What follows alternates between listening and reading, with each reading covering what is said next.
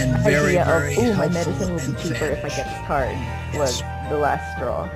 And Yes, as we someone know, had we mentioned are that under the he will always have regime, these larger-than-life and I characters in a would lot of the call what's stories. happening here a And to some genocide of the extent, and poor. he was And larger-than-life while I himself. did not But grow up poor to per me, se, all my the family stories, the struggled for stories the that last truly represented Mike were decade stories where I have touched the because sky, of my which dad's is such a grandchildren, sensitive and that story took up a lot of our money. about So different I know what it's perspectives like and things to like that. struggle And to some extent. that's really My what made him work, such a great writer. my Was his recent work, ability as to look I at do a different series of short perspectives and stories that are empathize in with news all sorts article of format. different people They and points of view.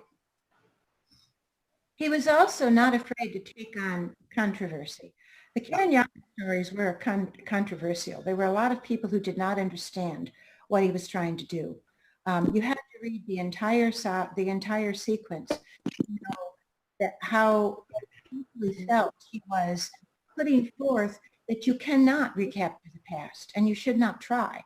But people read individual stories and they thought he was doing just the opposite. I too thought, For I Have Touched the Sky is one of the 2 science fiction stories that have ever made me cry. And Kamari in that story is very much, even though she's only 8 years old or 10 years old, a proto-feminist. She is trying hard to improve herself, to learn to read, to do things that are forbidden in that culture to women and girls. And she eventually changes even Kariba, the protagonist, slightly. And he changes more and more as the sequel goes on.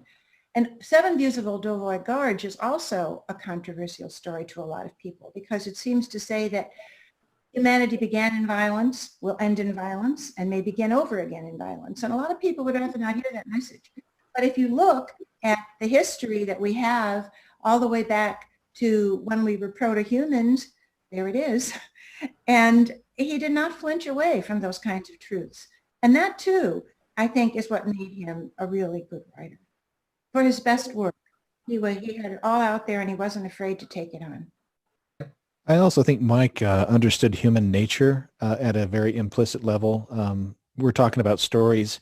Well, one of the ones that comes to mind is Bully, his famous story about Teddy Roosevelt. It's an alternate history. That story is so rich with what I consider to be an understanding of how people actually work and how people actually behave versus how we either wish people would behave or we imagine them to behave. It was deeply rooted in who we really are, the good, the bad, and the ugly. And to me, that was also Mike. Mike, he knew everything about what made us tick as human beings, the good parts and the bad parts, and he wove that into his fiction.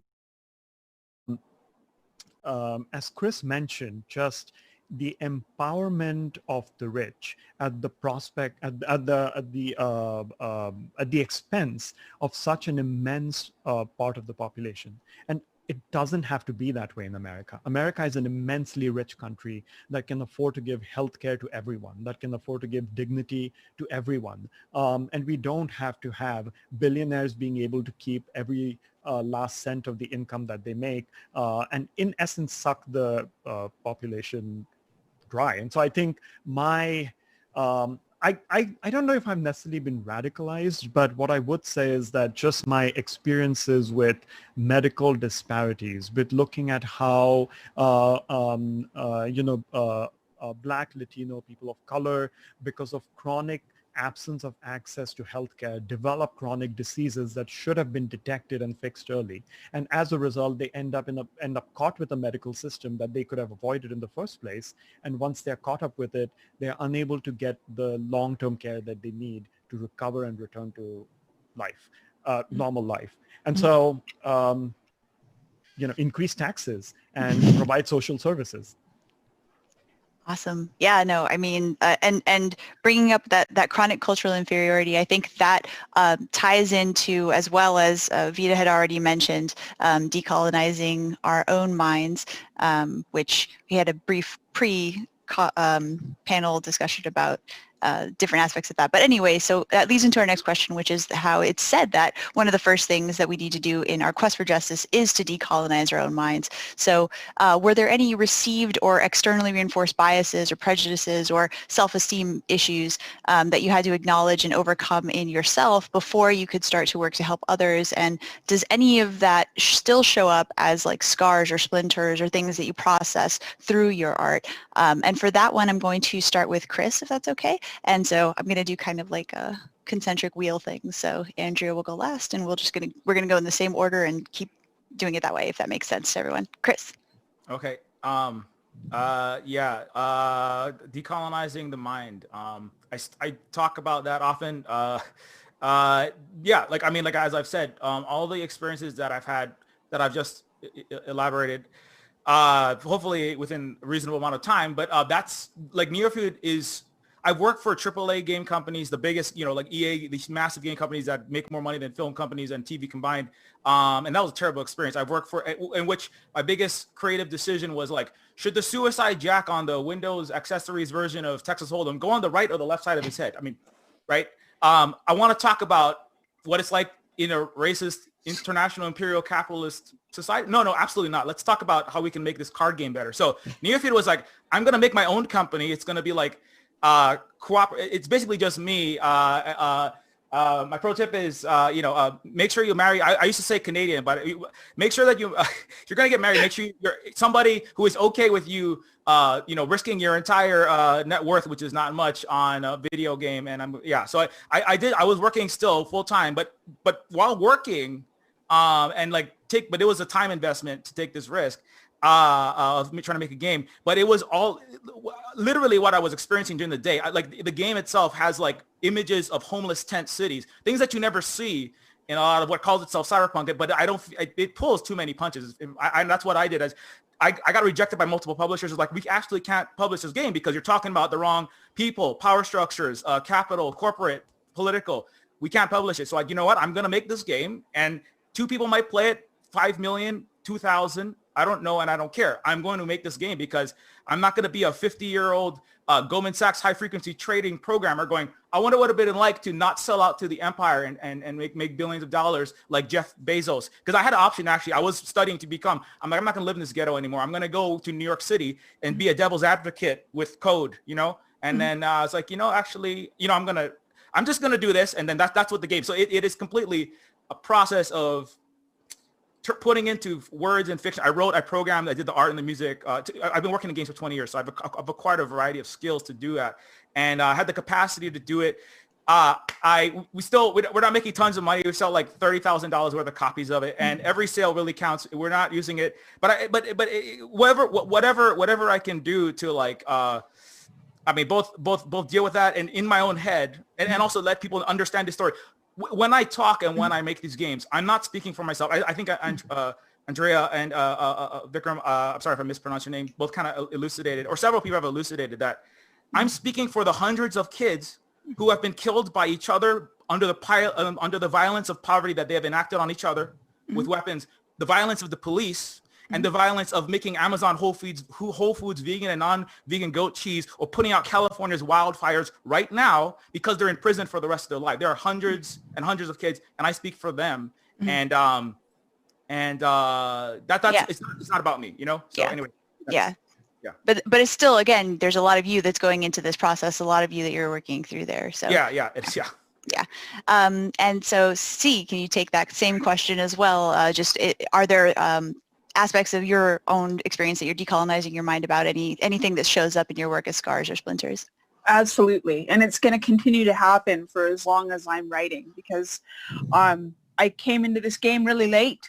I came to my realizations really late, and I had started writing before I started the process of decolonizing my own mind. And you can see it in my books as they are published right now. I started writing in 2014. And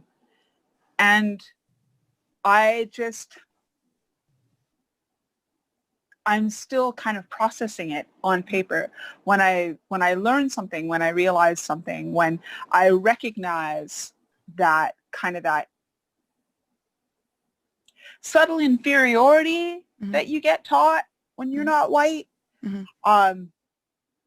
Well, first I get really angry. And then I diarize about it, and then I try to introduce it into a story. But what I find most often is that I'm still at the stage where I'm still trying to tell people, you know what, please don't do this. It's not nice. And I think I'm going to progress beyond that at some point in my writing, but I'm just basically using it to reflect what I'm thinking now. And I'm going to continue to do that for years. Yeah, it's an ongoing process. And so now we will ask again the same question of Vida, if you don't mind. Okay, so a little history lesson for everyone who's not familiar with the Philippines. We've been colonized 3 times. Oh, and the longest one was the Spanish for over 300 years. And then we have our American period for like 50 years. And then there was a little blip in World War II when Japan did their whole greater East Asian prosperity sphere. And there was this little period where the Spanish were fighting with the Dutch, and then a little period where they were fighting with the British just to take over. Anyway, I mentioned all that because naturally in a period where you've been colonized so many times, you have a lot of heroes. But what I've come to learn about heroics is that no one person, no small group of people can save the world, much less save your society. We need to work together as a community in order to be able to lift ourselves up from this, as Vikram says, inferior colonial mindset. And the thing is, my culture is super, like, heroes are like saints at this point. And I feel, maybe this is controversial, but I feel like relying too much on heroes makes us lazy, too lazy to save ourselves.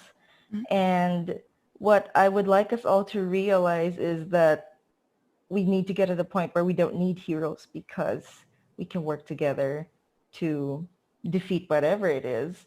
And we are so far away from that, I think.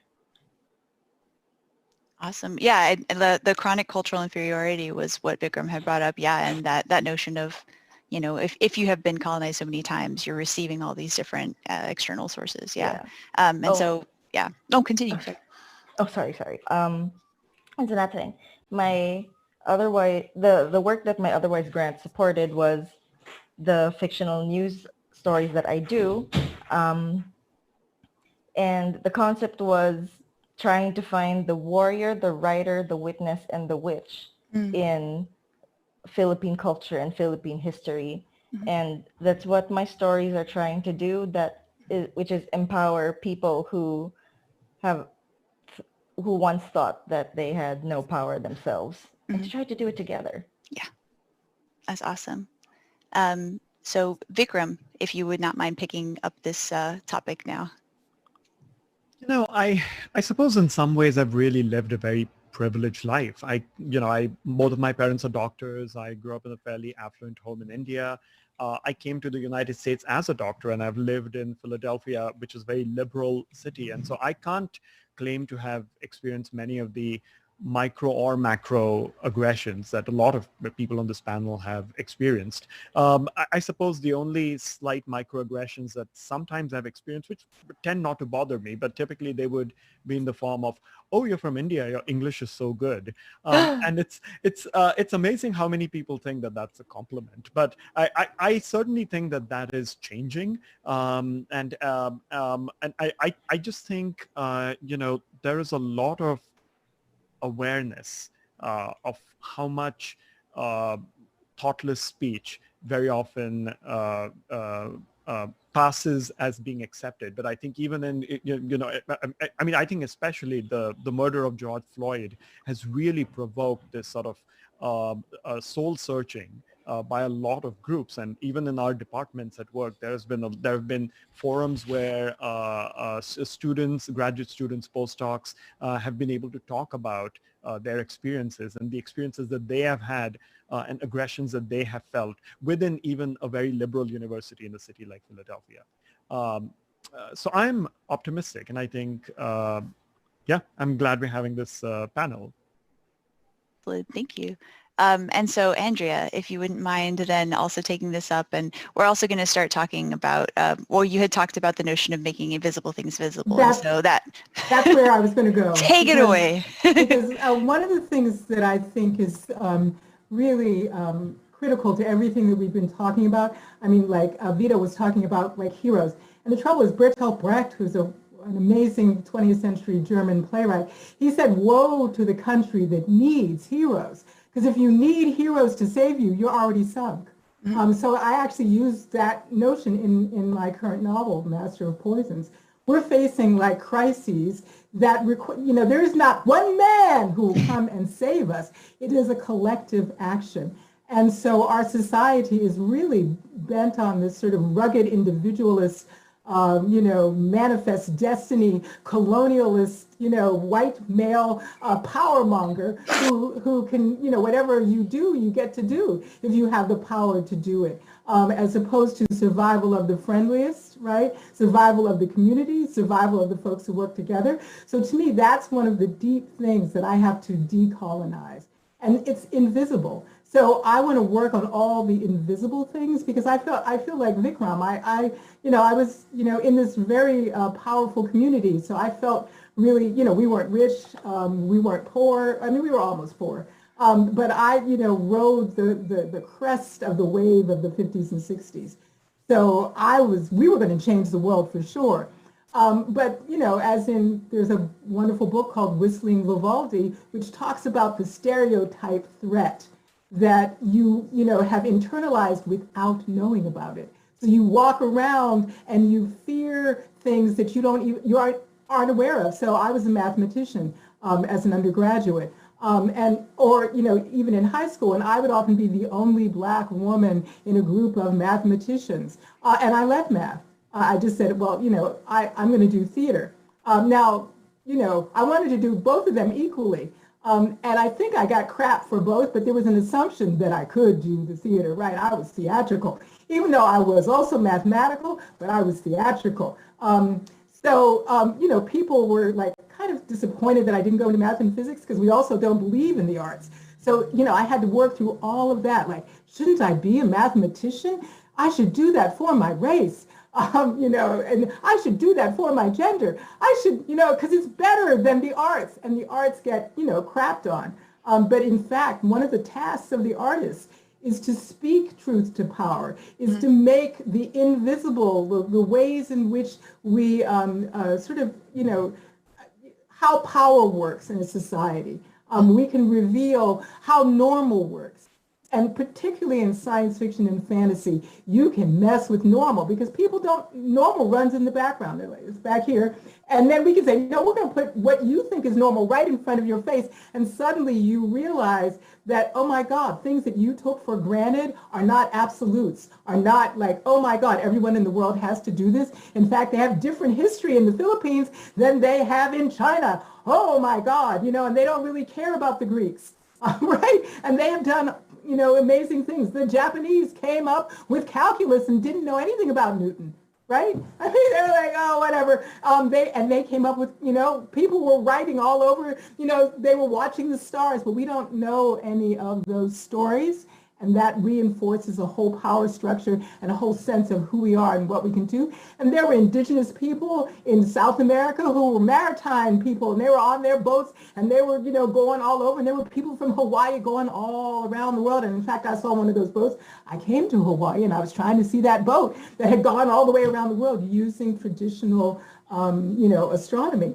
So, that's one of the things that I have been really working in my whole life to make sure that I don't devalue myself or the arts or mathematics or any of it and assume that whoever I'm looking at, I know, right? Because we think, I know your story. Actually, I know stereotypes. I don't know your story. So people say, oh, well, nobody would do that. I'm like, do you know everybody?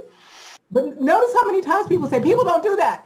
Like, which people? When? Where? In what world? Right? And once you start that process, you find yourself doing, well, she's too old. Oh, whoops. What am I doing? And it's because it is the way we are, is our background knowledge. And that's what I want to do. That's what is my ongoing everyday practice. And that's what my book is about, Master of Poisons. Because we have climate catastrophe because of colonialist, capitalist stuff that Chris was talking about, right? And we have it. And we need to do something. We don't need heroes. We need all of us. And we are capable of it. So yeah, that's what I want us to believe in ourselves enough to make the changes that will save us. True that, all of it. Thank you. I want to talk so much more. We have 9 minutes left. And so I know I had like 6 questions. We've gone through 2. So are there any questions from the audience? If so, get them in very rapidly. Otherwise, we're going to turn to one of the other questions that I have remaining. And so I will now stare at the chat briefly and see if anything materializes, because if not, then I'm going to go just leap into one of our questions so it doesn't take too much time away here. And I'm not seeing anything appear, so if anything, potentially we'll take the discussion again to the Discord afterwards. But let's go into one of my next questions. We already talked about some things in one of the other questions, so I'm going to skip over to in your work specifically. Let's focus on the stuff that you're writing, which not that you haven't been so far, but how do you think the existing systems, the sort of stuff that like Andrea was talking about just right now, sort of create and reinforce the kinds of issues that you tend to examine in your work? And do you prefer to replicate those systems fictionally as a means of critiquing them, exposing them, or do you prefer to speculate about better worlds, better systems, even if they're not perfect, ones that try to avoid those problems as a means of kind of, you know, being aspirational? How do you tend to approach that? And we are going to start with C for this one. Well, I think what I do the most often is I take a look at an existing system and I poke it with a stick so that you can see how awful it is. My first book, Witchmark, a lot of people, you know, they came for the boys kissing, but I hope they stayed for the, you know what, this capitalism thing is literally a horror show, and here's why.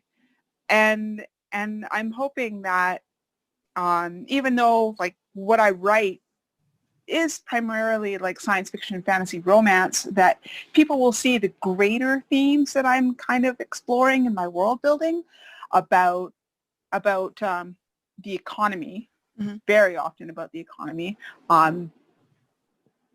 not so much about anything else as far as I can see. Like that's mostly what I'm talking about right now.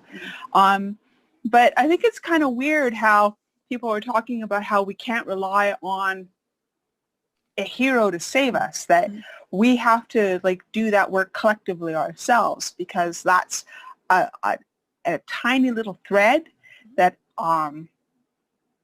that has been kind of seeping into my work and is even stronger in the work that I'm currently working on that I'm not going to talk about.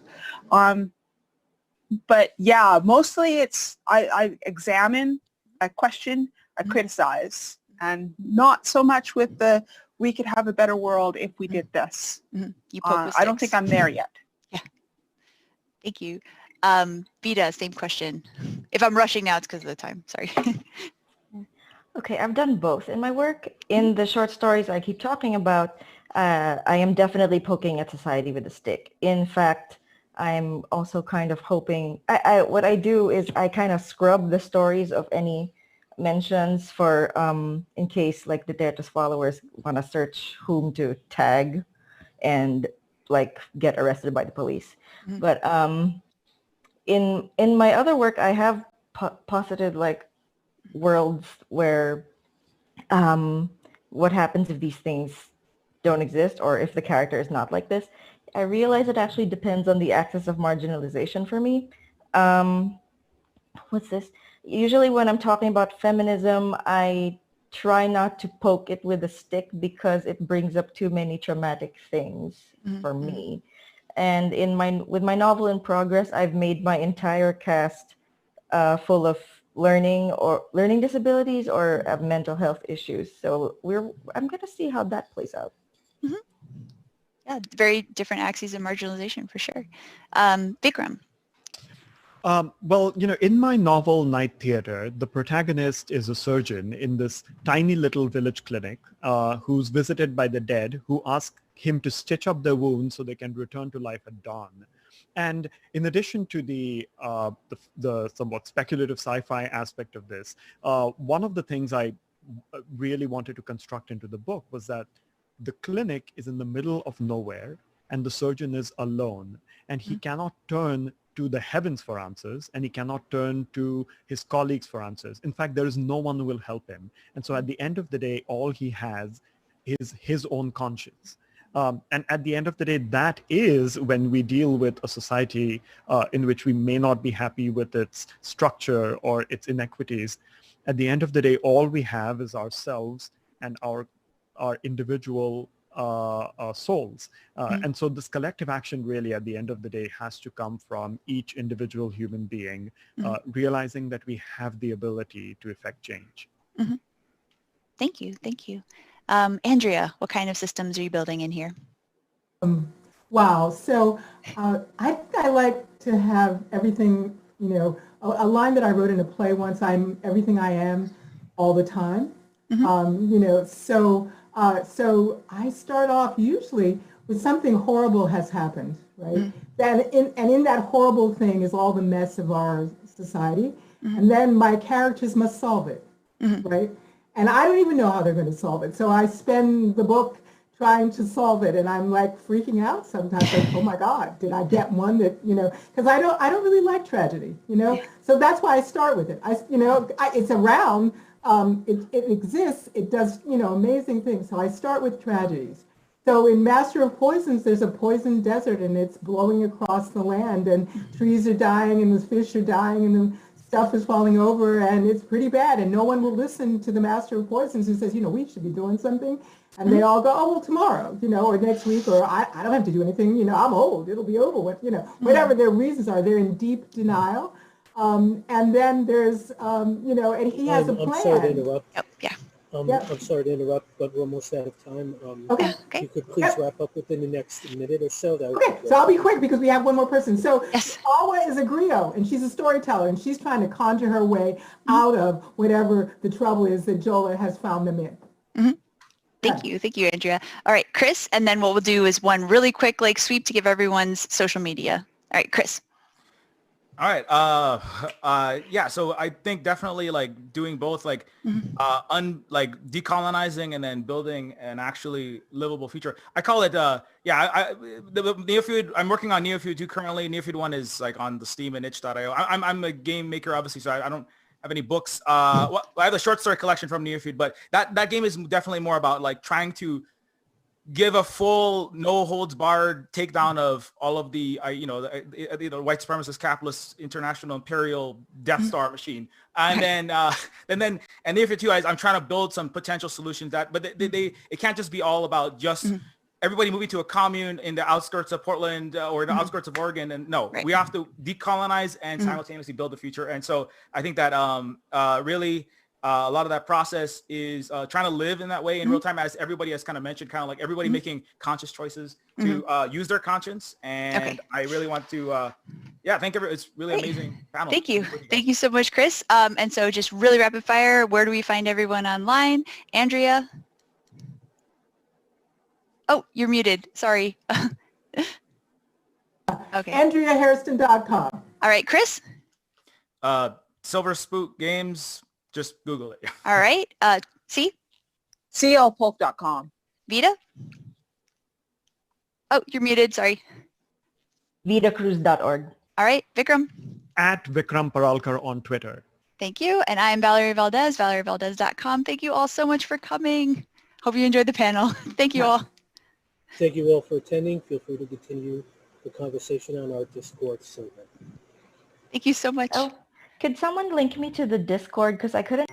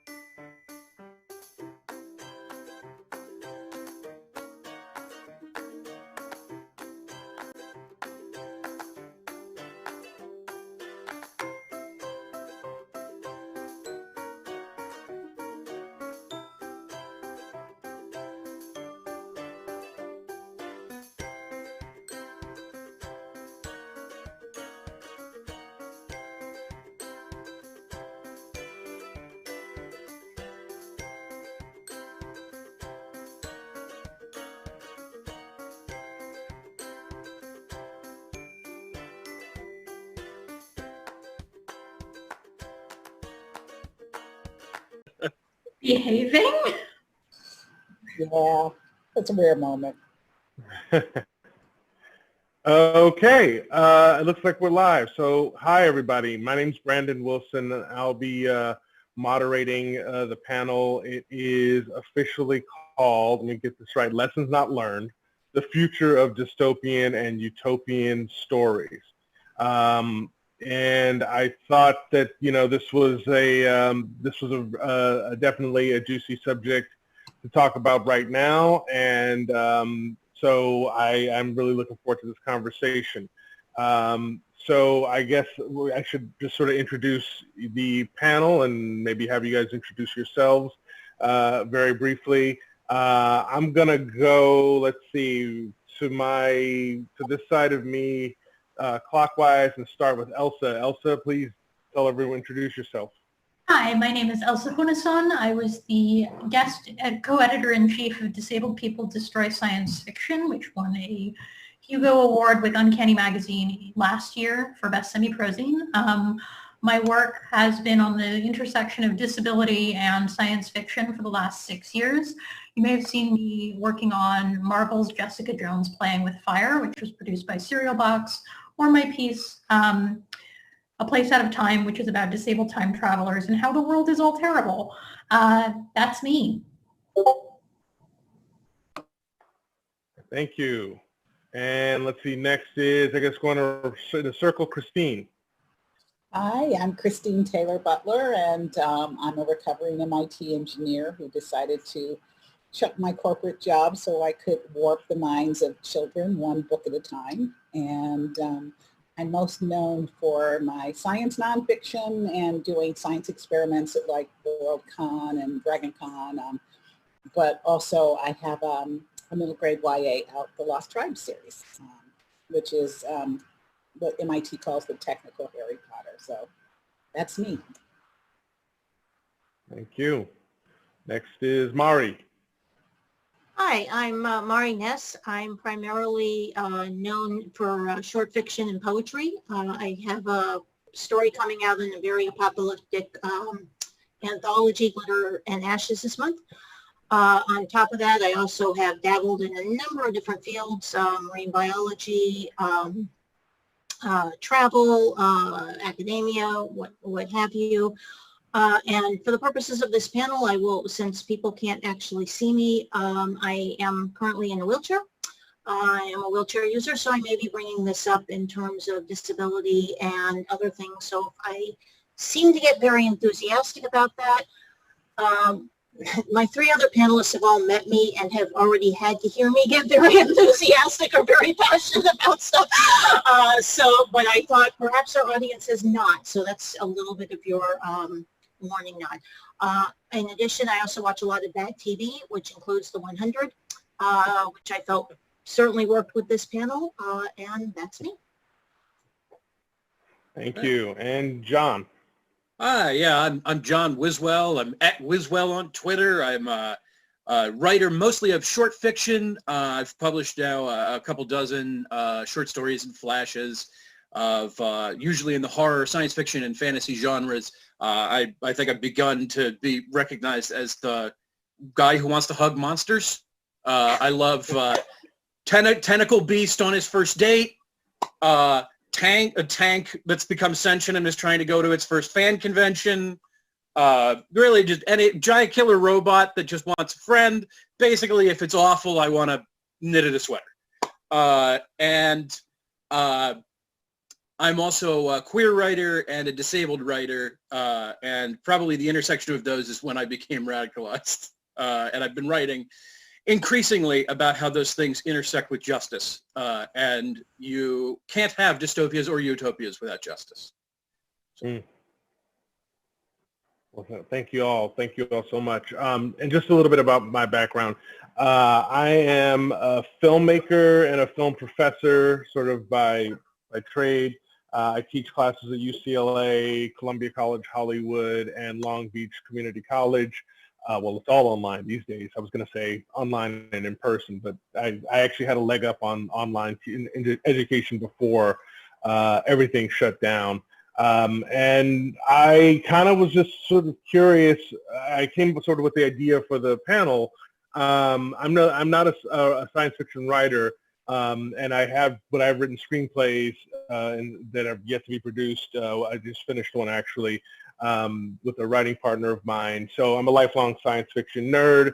I've actually, one of my projects during quarantine has been Star Trek in its entirety. You know, we just had Gene Roddenberry's 99th birthday last Saturday, so I was like, I'm going to do it. It might take me until his 100th. Fine. So I decided to start when I started with the original series, and now I'm about 3/4 through Next Generation. And of course, watching Star Trek right now is very interesting because of this, you know, it's such a utopian, such a mid-century vision of the future. And they have always dropped hints that the period that we're in right now isn't so great, that we're going to have to go through some very dark periods before we can get to that. And of course, the whole Star Trek, as we know from where the franchise has been, the franchise is a little bit out of place these days. In some ways, the fashion has been very much to push dystopian futures. And the sort of mid-century Kennedy era, you know, post-Kennedy era optimism obviously is clashing a bit with these times. And yet that sort of started me thinking. I mean, so much of science fiction has been about sort of dystopia, especially of late, and utopia. But obviously, I think they're sort of twin, you know, it's two sides of the same coin, which is very interesting, right? That I think in most utopia stories and dystopia stories, as I've been sort of researching for this, there's the concept that underneath, that in every utopia, there's really a dystopia just under the surface, or, you know, just one person's utopia is someone else's dystopia.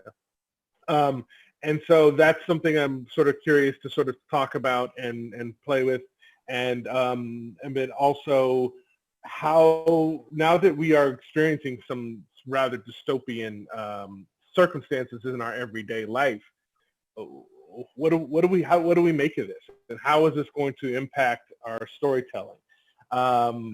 So yeah, I guess that's kind of where we'll start. Is, you know, where do we go from here now that so much of, I think, it seems like a lot of the warnings that we've been given in, you know, speculative fiction maybe have been somewhat ignored, or maybe you guys disagree with that. So I'll open it up. What do you guys think? You presuppose that the people who are currently ruining the earth have actually read these books. Okay, we have been putting out the breadcrumbs forever.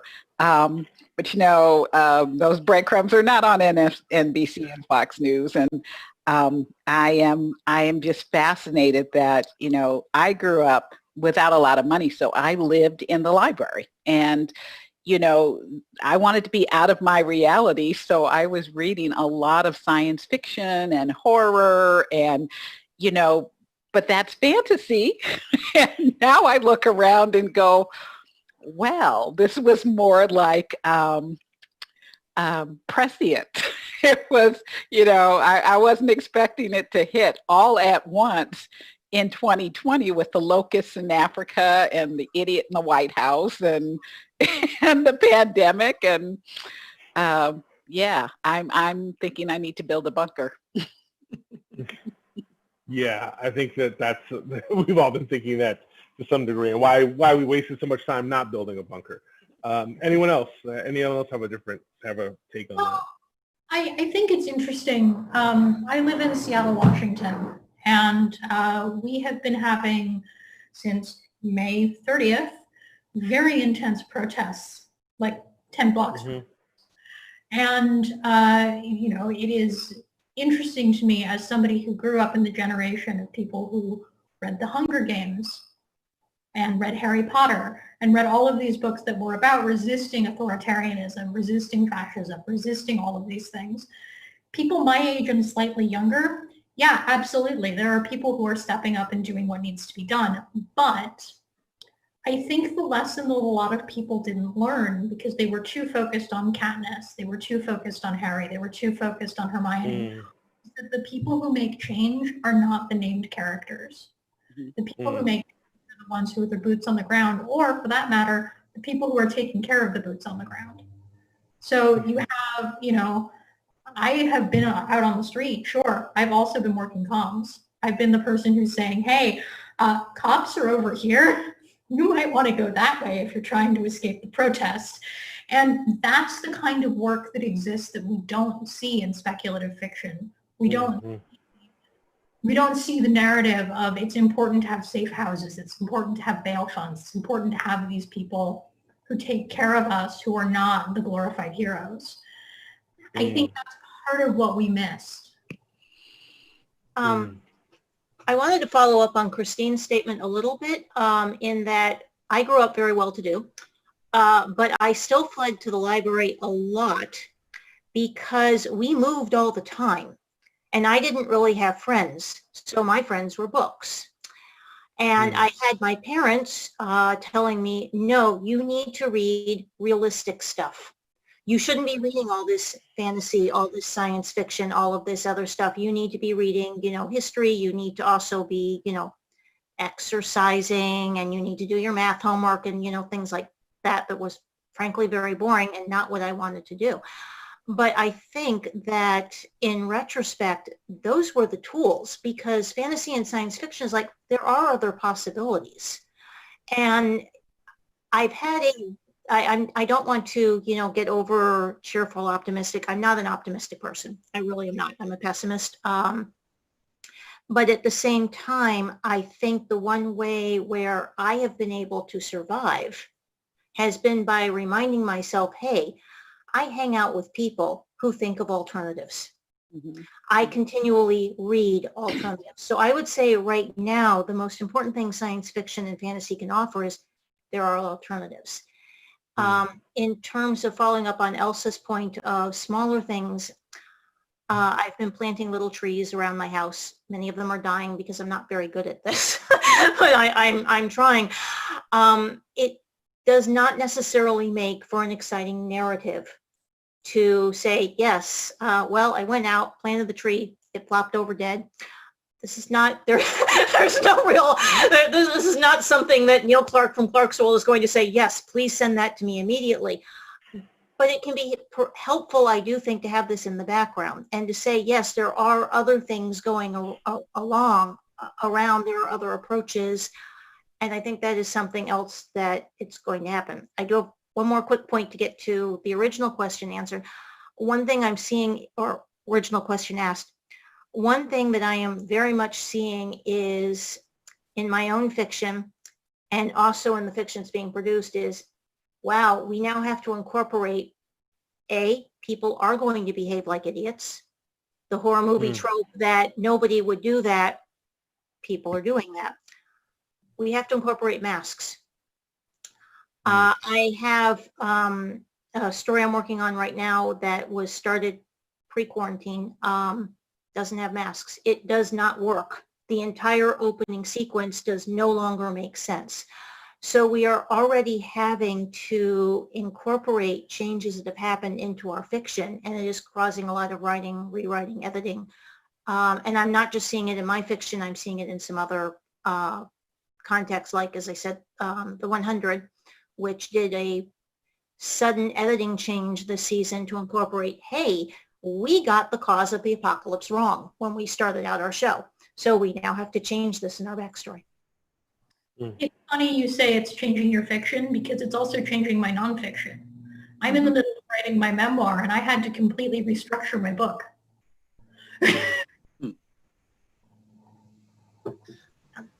So I'd like to go back to something that Brandon said and that was in the panel description itself, was the idea that dystopic fiction has not been heeded sufficiently.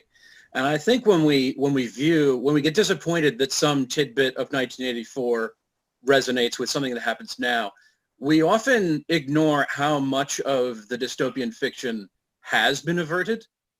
We had decades of nuclear holocausts in our fiction. That has not happened. The Stand has not happened. There have been terrible outbreaks of disease, but we have not wound up wiped out by that. A robotic apocalypse or a robotic enforced dystopia has wound up not coming to pass. I think we don't give ourselves enough credit both for sufficient warnings and for the incredible hard work and advocacy and watchdogs and community activism that has prevented many of the disasters that we imagined for decades to come. Mary Shelley wrote a plague novel about how we'd almost all be wiped out and be basically looked down upon by a small group of master survivors. And so I guess it's funny, but I just want to give credit both to some authors whose works have been heeded and just the very many readers who have worked extremely hard to make life safer on Earth. And also, I do want to make an acknowledgement here, which is that this is technically my second apocalypse. You know, I am a child of the AIDS pandemic. My father died in 1993 from what they call complications due to AIDS. It's just AIDS, moving on. But this is my second pandemic. It's not my first. And I think a lot of people are behaving like, oh, we weren't prepared for this. We didn't know how to do this. It's not true. The queer community does know how to do this. The queer community has survived this before. So I think it's actually important to talk about that in this context. Mm-hmm. I will say that the night is still young. There's under 73,000 people dead just in this country, and one of them was my friend who was doing everything correct, and after a month died last month. And I still see people in Missouri acting like it's a hoax, and you know, because I'm an MIT nerd, you know, I pay attention to things like, you know, Earth's magnetic field and it's doing some weird stuff right now. Or the idea that I remember years ago, I told my husband, I'm going to write a short story. I don't understand short form yet, but I'm going to write a short story because of all the fracking in Oklahoma. And I said, there is going to have to be a consequence to what we are doing to, you know, the tectonic plates. And the fact that the corporations have said, hey, it's proprietary. We are not going to tell you what we're pumping into the ground, even if it's going to affect the ground water. Now that's 2 states away. You know, to get to Oklahoma City from here is, if you're going nonstop, 6-hour drive. One day, I live in a 100-year-old house with 12-inch brick walls. This thing has been around forever. And one day I'm sitting in my bed and it's going like this, and it's very surreal. And I'm going, is the cat under the bed? And I'm thinking, well, you know, a cat is not going to make this bed, which weighs several hundred pounds, roll like this. And I yell at my husband, did you feel that? Because it was like waves. And I turn on the news. Now we're in Missouri. It's earthquakes in Oklahoma, which went from one earthquake every, 10 years to 100 every year. And it started with fracking. So, I'm optimistic that we have a lot of people who are reading and are starting to pay attention to this. And God bless my soul, my kids grew up on dystopian novels. So, I'm a believer, don't trust anyone, especially in the government. But, I think the world's still young, because you start looking at what's happening with AI and facial recognition, and the fact that even on Airbnb, where I'm a host, our emails are being edited by bots, sometimes wrong. So I think this is one of those things where I think we are in the middle of the beginning of what could be a dystopian world if we are not paying attention to the fact that almost all of this power is concentrated into the hands of a very small group of companies, politicians, Amazon owns everything from PillPack to your Ring doorbell. And I think there's a point in time where we used to have breaks and limits on things like that. We don't have anymore. So that's why I'm really glad we're having this discussion now, because we used to think this was all fantasy, but a lot of this stuff, if you're reading books, is starting to feel like it's a little more real than it was in the past. So unsurprisingly, I'm about to get political. Talking about editing and the science and who gets to hold certain science. And John clearly knows where I'm going with this. There's this technology called CRISPR. And this technology called CRISPR can do this thing where you can edit genes before someone's born. And what many people want to use CRISPR for is editing disabled people out of the equation. What we should be calling this is eugenics. We should not be calling this a miracle of science. We should be calling it what it is. Now, when we talk about eugenics, it's really important to talk about how eugenics is a fundamental world-building technique for science fiction, because when we envision futures, what we're talking about are better futures. And when we do not include disabled people in those futures, what we are doing is practicing eugenics. We are saying, oh, it will be better in 50 years when we no longer have to have disabled people, because suddenly we have the science, we have the technology. You don't have to be deafblind anymore. You can just see. So when I think about these concepts of power and science, I also think about who benefits, but also who doesn't benefit. We were talking about this at the beginning. Who doesn't benefit from utopias? To many people, the idea of CRISPR is a utopian concept. It is not a utopian concept to me. Well, that to a certain extent goes back, and I'll jump at Brandon a little bit for the Hollywood point of view, in that the majority of us have seen, and I do mean visualize, our utopias and our dystopias on screen, on television, and in film, and Hollywood very much goes for casting attractive people. So that, I mean, the Hunger Games film is really a prime example of this, but the 100 is the same way. Star Trek, everyone, especially in the original series, was drop dead gorgeous and made up to be as sexy and as hot and as skinny as possible. So we tend to have that in our minds, and it's very hard to think of a visual representation of any future where on film or on television that doesn't have beautiful Hollywood people. And I can't exactly blame Hollywood for this, since I'm watching the beautiful Hollywood people and I'm going, oh yes, that is a good reason to watch the show. Wow, he's hot, she's hot. So I am part of the problem, but I do think that is another thought or consideration in terms of how much of this has been shaped by what we'd like to see on screen. There are a lot of really fantastic ideas, so I'm trying to keep trying to keep up with the conversation, but I'm still going back to like, oh, that was really that's an interesting idea. That's you know, I think that the talking about sort of ableism and utopian concepts of utopia, especially as practiced in film, absolutely, that's definitely something which I think finally we're having those conversations. Finally, we're starting to even think about these things. I was just watching Midsummer. This is horror, of course, and not science fiction. And suddenly it just hit me like, this filmmaker who also did Hereditary, there's a lot of ableism in this work. It's really not okay.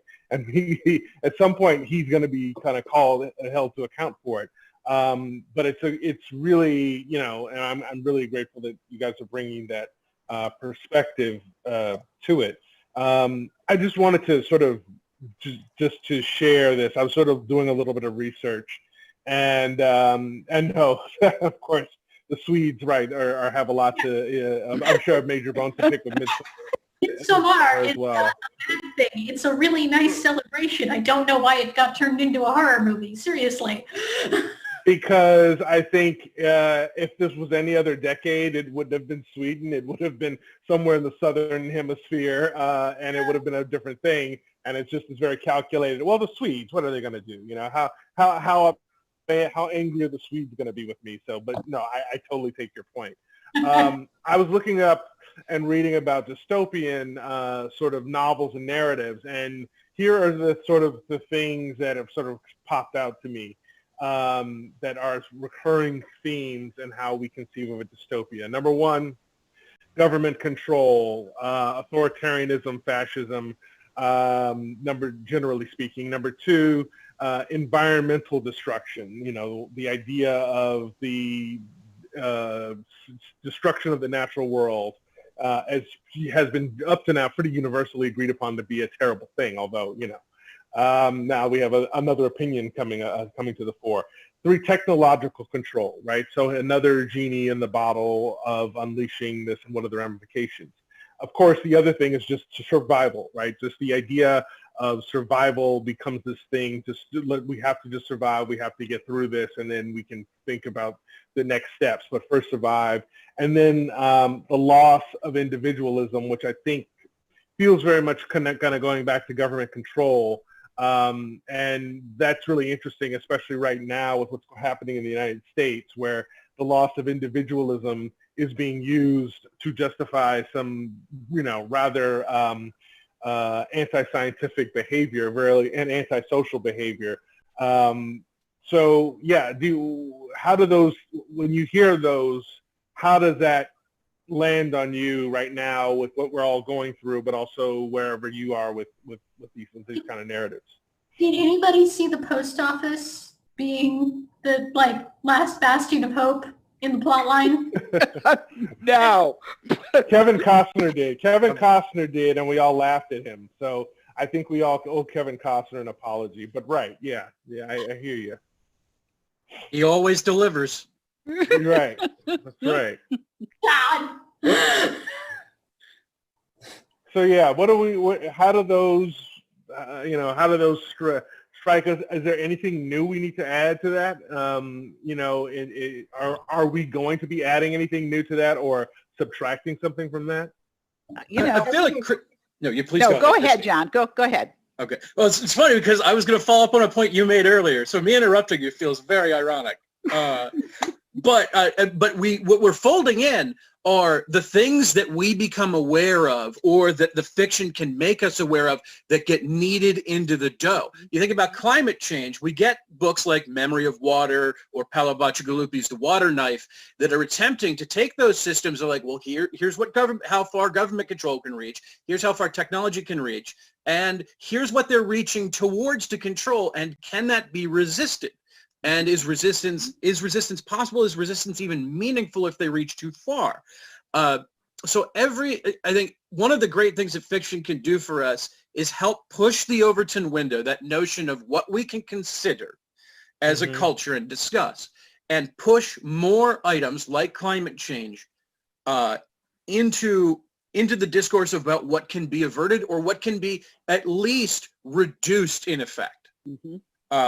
And I think Paolo Bacigalupi is doing just like heroic work in this in particular. You know what? I totally agree because what I think happens in a book, and you know, I spend a lot of time in children's because the biggest issue that we have is the literacy rate of kids moving through the school district. And I had been interviewing for MIT for several decades, and the biggest thing I saw was the number of students who were not affluent, you know, getting to the 12th grade with a reading level that is a little bit lower than where it should be. And one of the things I talk to them about is books are also about problem solving, and especially fiction, more than nonfiction. Fiction, you can sit there and go, okay, this is not really my reality, so I can Christine, I hate to interrupt, but it looks like we're offline right now, so I don't want you to spill these gems just for us. So we spilled too much truth. I am sorry. No. I just didn't want to interrupt you. That's what it is. Talk just to us. I was talking trash about editors in my last panel, and it went offline. I was like, yeah. I was reading my cyberpunk novella in my reading this morning, and it went offline too. So. Wow. But if it's any consolation, today was the last day of Full Steam Ahead at MIT. And so they have been working with middle grade students from all across Massachusetts for the whole summer and in 2 different buckets. And the advantage is they can have coaches from all over the world working with these kids on like science inventions and imagining things. And so today was the last day of the second cohort where the kids were going to present their their solutions to these world problems. And the more people who came on, the more there was a lag, and then they had to figure out who can have video because it's breaking. And I was like, wait, you're MIT. This is not supposed to happen. But I think it's internet today because it didn't happen with the last cohort. So sorry, talking trash. It's okay. John, I'm so I just here. This is a story I had a kid who wanted to get into MIT and didn't. And very smart, but very fixed in his head, and lived in a rural area. And every time I gave him some options, take a gap year, do this, he'd tell me why he couldn't. So finally I got fed up and I said, I want you to read The Martian. I want you to see the movie. I want you to read The Martian because it's got 5 times the disasters. And he goes, why? And I said, because your rural town in Missouri is Mars and MIT is Earth. And at the end of that book, I want you to craft a plan for me on how you're going to get from Mars to Earth. It said, I don't believe in the no-win scenario. You're a smart kid. But in the end, he wouldn't read the book. And he couldn't come up with a plan. He just thought, I'm smart. They'll pick me. And I said, well, there's some lessons in books about problem solving and resilience when you do something and it doesn't work. And so that's how I interviewed kids for MIT. Is my husband would interview for grad school here. And so the kids would show up and they got their straight A's and they'd sit down at the coffee shop and they're ready to tell me, oh, they're a Siemens semifinalist. And I look at them and I go, so if you were a superhero, which one would you be and why? And you could tell the kids my mom didn't say you were going to ask that question. And my counselor, I was like, we have a lot of Lori Laughlin's kids here in Missouri. I said, you know what? MIT's not about the right answer. It's about the wrong answer. And why is it wrong? And how do you make it better? It's not about a straight A. So are we clear to how should we proceed? Are we online or are we? Yeah. Do we exist? I believe that we are offline at the moment, but I think the recording is still continuing. So I take it all back. All right. Yeah. No. Everything's great. Love the U.S. Right. All right. I just want to thank all the brand products I've consumed today. Hello, this is just a message for the Seattle Police Department. Right. Well, okay, if it's in the transcript, all I was going to say, agreeing with John, is if you can get people to suspend their disbelief and absorb into characters in a book, those books are often leaving subliminal breadcrumbs about, here is this awful situation these characters are in, which is not you, but here is how they are, banding together to fix it or not fix it. Really, science fiction is problem solving. That's a great way of looking at it. Yeah. And The Martian does that particularly well. Yeah. Go ahead. No, I was going to say, especially when, you try something and it, you think it's working and then it blows up and you sit there and go, oh, I'm going to die. And then you have your pity party and then you get up in the morning and go, okay, got to solve this problem. Yeah. So what does he say? I'm going to science the S out of it. No, I wanted to ask you all, as this, and not really just 2020, but maybe just the last few years, which dystopian narratives, and it could be, a novel or short story, are there any that really stand out to you as being particularly prescient? Are there any, or that maybe got it completely wrong? As you reflect on sort of what's going on right now, which ones sort of are standing out, even if for good or worse, for you, or as you sort of think about the last 5 years or so. And I love, John, I really just want to say I love your point that it's easy to say that we didn't listen, but yet, we didn't nuke ourselves. I do think that while we are inexorably drawn to certain things like creating AI, no matter how many stories we create about HAL and Skynet and whatever, we're still going to do it. We can't help it. We're just trying our best. Frankenstein, before all those, we're still drawn to it. But yeah, I do take your point that, there are some things that I think that speculative fiction and horror have probably gotten us from. So are there any stories that are standing out to you as being really connected to what's going on now, either because it got it right or got it wrong? Brave New World. Brave New World. Oh, did I take your book? That's draft pick number 1. Yeah. Brave New World, especially when she talked about gene editing, because we've just had a scientist try to edit the gene of a fetus so that it would be immune to AIDS. We have a lot of people doing things because they can, not because they're really thinking about the outcome. But also, if you think about the whole premise behind Brave New World is we are going to pre-program these people to be alphas and betas and epsilons, and I look at what's going on, especially in minority neighborhoods where they get the worst food and the lead poisoning and the lead water, so that you are essentially stunting the growth of a subset of the population intentionally, without saying that's what you're doing. So Brave New World is the one that we refer to in our family quite a bit. And I just want to acknowledge, I'm the daughter of an AIDS victim. I'm straight up, I would love to see a cure for AIDS, but that's not the route that I would take for a number of reasons. Right. Mm-hmm. One of them is because when you start editing people, you start deciding what traits are good and bad. The book that I keep coming back to is Maggie Leeson's book of The Unnamed Midwife. Yep.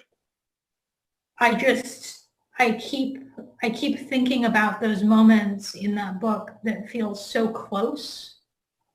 And I couldn't even tell you what they are exactly, but there's just a feeling of that specific series that I'm like, oh, that feels way too close for comfort.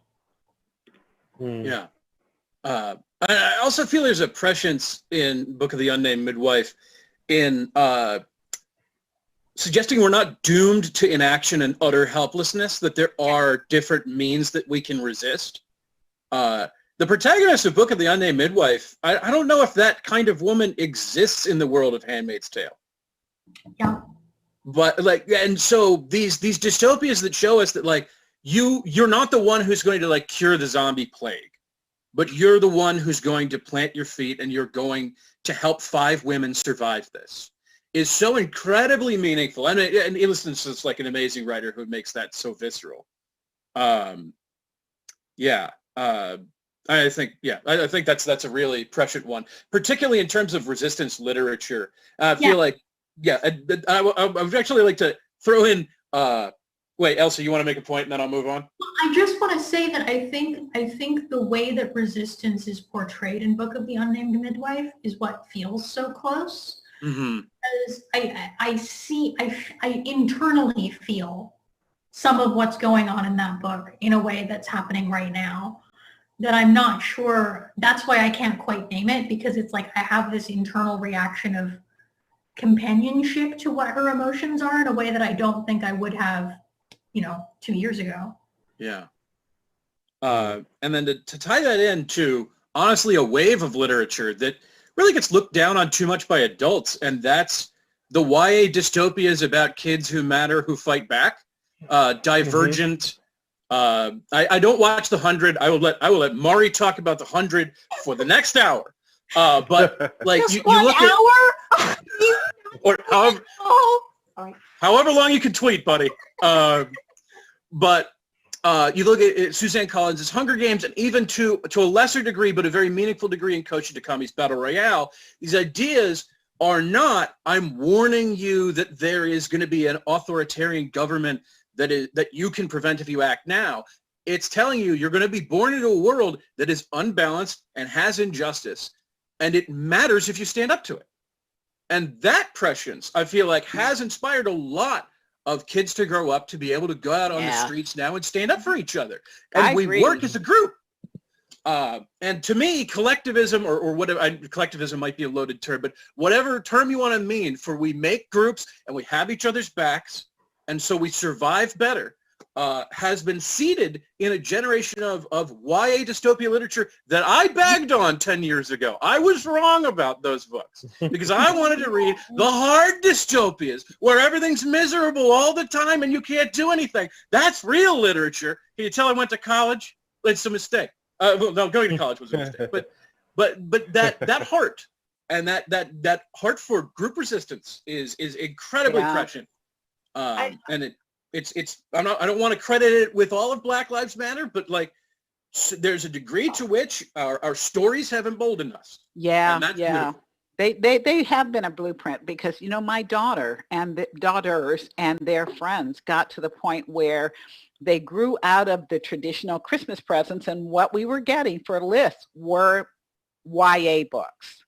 And you know, I raised my kids right, so there was more YA science fiction, fantasy, and dystopia than there was YA strict romance. And and you do see that in the young people who are in the street, and it's multicultural, and it's, you know, it does give me a lot of hope that they recognize if they don't fix this problem, there is nothing for them. You know, look at the student loans and the wealth and the lack of access to health care. And, you know, you can't afford to buy a house, let alone pay your rent.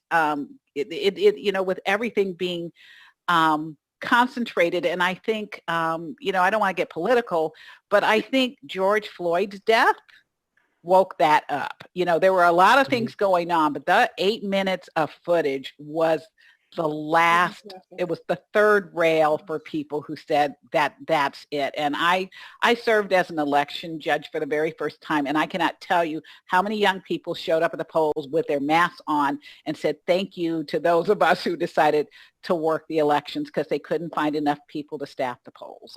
I think you are right. I think it was born in a lot of people binging on YA dystopia. You know what? I will get political for a second. I've been on the street in Seattle pretty consistently.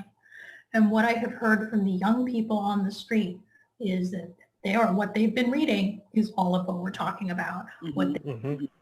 Is Angie Thomas's The Hate You Give. What they've been reading is The Hunger Games, Divergent. They've been reading all of these books. And you know what they say to me when I show up? I start talking to them. They're like, oh, what do you do? I'm a science fiction writer. And their heads turn and they go, so how do we world build?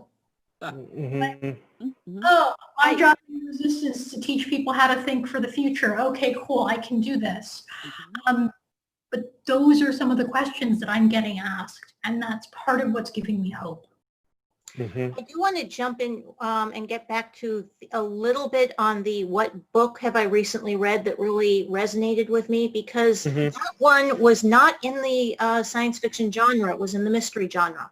And that is Ruth Ware's I just looked it up on Google so I would get it correct, and The Turn of the Key, which is about a smart house.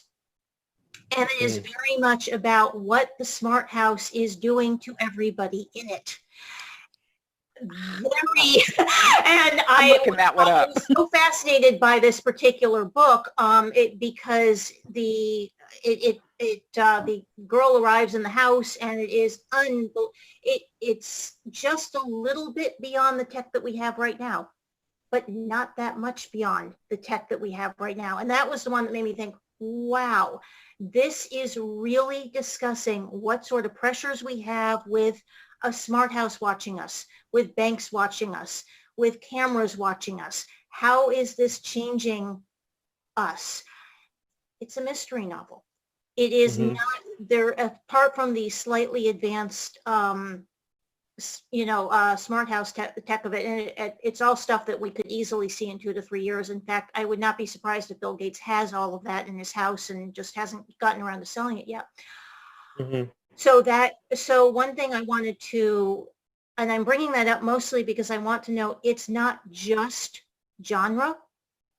or is not just the science fiction genre. Every once in a while, there's another book that pops up in a completely different field. Ruth Ware, when I looked her up, has written some fantasy stuff under another name that wasn't as good. And then she moved on to this book. But I think there's a lot to be said for a multitude of genres. So I don't want us necessarily completely trapped on what can science fiction do for us, I guess. And all right, could you give the title and author of that book one more time? yeah, that is Ruth Ware. Again, I got to check to make sure I have this on Google correctly. Ruth Ware, The Turn of the Key. Yep, I got it. Also, I'm going to put this in the chat for people. There was an article in the New York Times last year about how domestic abusers are using smart houses. And I think it's really important to acknowledge that, like, technology is not always our friend. Even now, like not just, 2 to 3 years from now, but just there is power in these technologies, and they're already being used in ways that are not good, which Madeline Ashby actually wrote a short story for Future Tense about that as well. We're coming close to the end. I wanted to say just one or two things that, John, I was just thinking about what you said, and I feel like I was sort of Switzerland about young adult novels. I was teaching, and I was teaching middle school and high school during the sort of height of when Deathly Hallows dropped, and my students were seniors, and I could see how much it meant to them. But I'm very struck by sort of just also, I think, probably the impact those books have had on the current moment. Also sort of the generational differences. I'm Gen X. I'm 49. So for our dystopia was 100% right. It was this bleak thing you didn't really escape, and it was just about the loner who was, Mad Max receding in the distance, or, RoboCop, I'm wearing my RoboCop shirt. Like there's the loner who's a part of it, but they're not going to change it. They're just going to survive it. And it is interesting to see with, I think, millennials and Gen Z, definitely there is a less of a thing about sort of the loner and more about the collective, and frankly, good. I think that ultimately it's a very promising change, and I've definitely learned after sort of doing some of the like Gen X sneering at sort of the idealism of the younger generations. I've really come to appreciate it and value it. We're coming up on the end of our time, but I just want to sort of maybe leave off on a question. Genre fiction is interesting because, and I mean, I've been thinking about this after the Lovecraft Country, the pilot, the way in which people use it as for escape, especially when they are, some sort of minority. Oftentimes, genre fiction is an escape. And yet sometimes the creators that we encounter in genre fiction are not terribly, the most welcoming to, people like ourselves who are looking for that escape. So because of a very complicated relationship.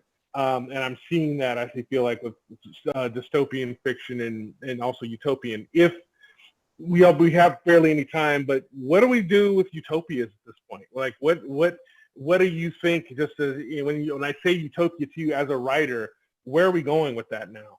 Is there a place for that? Is it more important now than ever? I think it's a great repository for pride and marginalized identities. Yes. Wakanda is a perfectly good utopia to have. Don't tell them that there shouldn't be a proud black kingdom. Don't tell, She-Ra has rebooted with basically the good guy country is a queer-friendly utopia that has to battle something else. I think at the very worst, utopias are worthwhile to have in the genre fiction as repositories for identities that deserve more damn pride. You know what? One of the things I will tell you, though, is what I love about Wakanda and hate about Wakanda is they are not perfect. They are kind of racist about all the other black people in the world, and they own their stuff when he says, you let those people in and they bring their problems with them. So what I really love about utopias is when you peek behind the curtain, it's like the Wizard of Oz. You realize that it's not perfect. It's a facade. Utopia.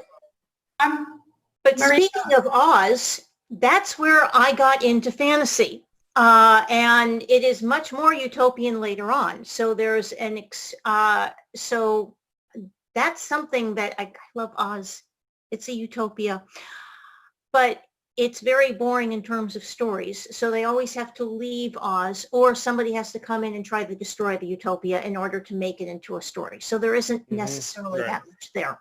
I'm going to be the asshole who says utopias don't exist. That's because Ozma won't let us into Oz. If she let us into Oz, I could prove to you that utopias exist, and you'd believe. And on that, what a perfect note to end on. Thank you guys all so much. Thank you. Great conversation. Great to meet you all. Thanks so much for joining us. Thanks for moderating. Yeah, thank you. My pleasure. Thank you so much, Brandon. All righty. Thank you. Bye. Panelists, the Discord audience would be extremely happy if you would come to the Discord channel. They're quite disappointed. I'm going to put a link in the chat. Okay. I'll try to get there. Odd. All right. Let me go see if I But can the find it. Windows is doing something really weird with this and is not, I'm technologically challenged. Okay, Windows, you've got to let me move around here. Try click if you're a Discord, like if you are logged into Discord. That made it work. Try clicking the link that's in the chat. I have Discord on my desktop, so I'm going to go over there and go to Discord. Okay. It was such a pleasure to panel with you all. Nice to see you. Yeah. And nice Talk to to you see on you. Twitter? Yep. Definitely on Twitter. All right. I'm going to jump into the Discord over here. I am trying to come over to find this. Let's see. All right. I'm leaving. I got it in the app. Okay. Yeah, I'm coming. And thanks, Brandon. Thank Let's you. My pleasure. see where we are.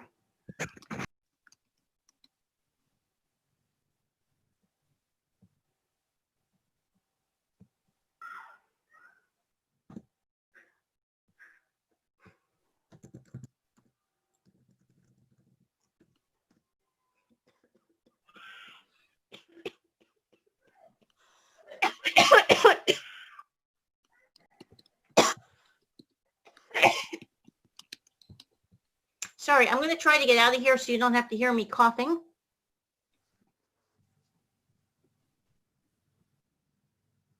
right, Brandon, are you all set? Okay, then I'm going to shut down.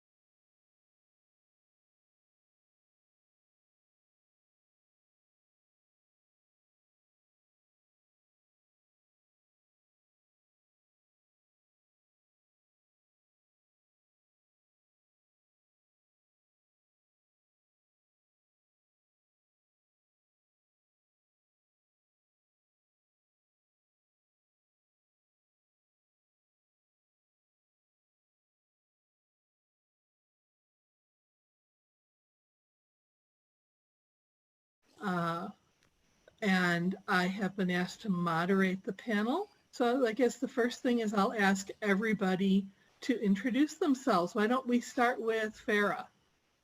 Hi, I'm Farah Mendelsohn. I'm an academic, or used to be, and I'm here because I've written 2 books, The Intergalactic Playground, which is on science fiction for children and teens, and the Cambridge Introduction to Children's Fantasy Literature with my colleague Mike Levy. Great. Catherine Sullivan? I'm Catherine Sullivan. I write young adult and middle grade fantasy and science fiction, short story collection, which is in the Zumaya Dealer's Room, and I've been reading a lot of middle grade and young adult fiction. Sherwood, do you want to go next? My name is Sherwood Smith. Pronouns she, her, they, them. I have written for children, teens, and adults, and I was a teacher for 30 years. So I kind of look at literature from the point of view of a writer as well as a teacher and a mom. Okay. And Alma?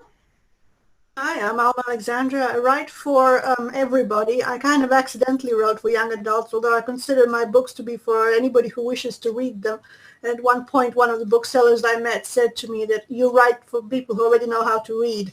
So I'm going to take that as a compliment. Great. I think Alma's frozen. Well, I hope not. But if she is, I hope she'll. Yeah, it does. Look like she just. I'm just. Oh, I'm good, you're back. book. So I guess the first question is, what is and I don't want to spend the whole hour on this, but really quickly, what is the difference? What makes YA different than other stories? It's about growing up. If you're going to generalize, it tends to be about growing up, looking forward to growing up, whereas an adult novel written for adults assumes adulthood. Okay. Any other perspectives? Well, it used to be classics that if you had the rite of passage, they were going up, but it was an adult looking back, and they still put it in YA. And just recently, librarians are telling me that, no, that's not put in adult. So it's not really considered YA anymore. I think one of the things I would identify for modern YA, the thing I want to say is I don't think YA is necessarily the same as teen fiction. I think YA, as it's emerged, has a set of values. Yes. And one of the things that modern YA has developed is a rather intense inward focus on one's own response to the world around one. Mm-hmm. Okay. Which is a part of growing up. Mm-hmm. What traditional publishers consider YA has changed drastically over the last 30 years. Absolutely. It looks very, very different. If you look back, so one of the things I talk about in my own work is it seems to tie with the rise in the school leaving age. Yes. That if you go back 30 years when kids are expecting to go into work at the age of 15, 16, 17, actually 50 years, not 30, I'm 52 now. But the school leaving age when I was at school was 16. We're currently having, in the UK, we're currently having to remind people GCSEs at 16 aren't leaving exams anymore. Employers don't give a damn about them. The kids still have 2 more years. And one of the developments in modern YA is about how do you deal with teenagers who think of themselves as growing into adulthood and maturity, who can be as much as 5 to 10 years away from adult responsibilities. Yes. And although I do want to say that that's very cultural, very contingent, very class-based in all sorts of ways. It's also a question of things having changed dramatically. I mean, you're talking about 50 years, but the modern concept of a teenager is still a very modern concept, even 50 years ago. I mean, before, people in the Middle Ages, for God's sake, you used to be married when you were 12 and you were considered a wife when you were 13, and that was it. I mean, basically you were grown up. I hate to be horrible and contradict you, but that's actually not true. Yeah. The vast majority of people have always had vast majority of women have always had their first baby around the age of 23. Yeah. And then every so often, usually after a war, it drops. And it's only different for the very poorest, for whom there's nothing to save up for. and no way to save, and for the very richest in dynastic marriages, where the first baby is still often not till about the age of 18. You're basically given in marriage when you were both children, and then that's not necessarily consummated in terms of childbearing age, in terms of whatever. But it's that point that adulthood is laid out for you. And I think if we want to go back to... What I'm getting at is that a lot of the sort of teenage things that we understood as teenage, as being children, as being young, it's a very relatively modern concept, because children kind of stopped being children, as you yourself pointed out, a lot earlier. I think one of the biggest things that connects to that and that really has pushed the YA teen genre is the opening up of choice for kids. Yes. That move away from you go into the factory or the mine or the domestic service that your parents did before. You do what your parents did, and that's kind of even if not what your parents did, what your parents decide. I mean, my dad told me that when he was 15, which would have been the very early 60s, his parents said, so do you want to be an accountant or go into the family business? And that was it. Those were the choices. And if he didn't know what an accountant did, he went into family business. And so if there's something that YA does that is YA, it's actually about helping kids explore choices and being different to their parents. That, I think, starts with the career books of the 1950s, which emerge at the same time as the science fiction juveniles, and they have a lot in common with each other. Yes. And I would also add that the question of choices also doesn't mean that you get to choose right the first time and get a happily ever after. It's a question of choices which you may or may not get right the first time. Then you have to live with the consequences of having chosen whatever it was that you've chosen, not necessarily being the right thing in the long run. So you have to choose to unchoose and do something that would make it right. It's a question of choice, but it's also basically a question of, standing up for something, finally making an idea alive in your head, and then going with that. And that's kind of growing up. It's a milestone in growing up, which, like your ancestor with the accountant family business dichotomy, none of them were his ideas. No, not at all. He was basically told these are the options. Yeah. And the next generation down, my generation, basically got a choice between doctor, dentist, or lawyer. And if you did anything else, you were a failure. And that was boys, usually. Yeah. I'm just young enough to have been given the same choice, but my first cousin is 20 years older than me, and she did not get those choices. Yeah. My oldest sister didn't get a choice. By the time it was me, it's like, I'm going to college. I don't care. Yeah. So if we're thinking about what we mean by growing up, I think a lot of YA fantasy is about that, which may explain why the mentor figure is so strong. An awful lot of YA fantasy and YA science fiction. Actually, YA science fiction often has schools of some kind.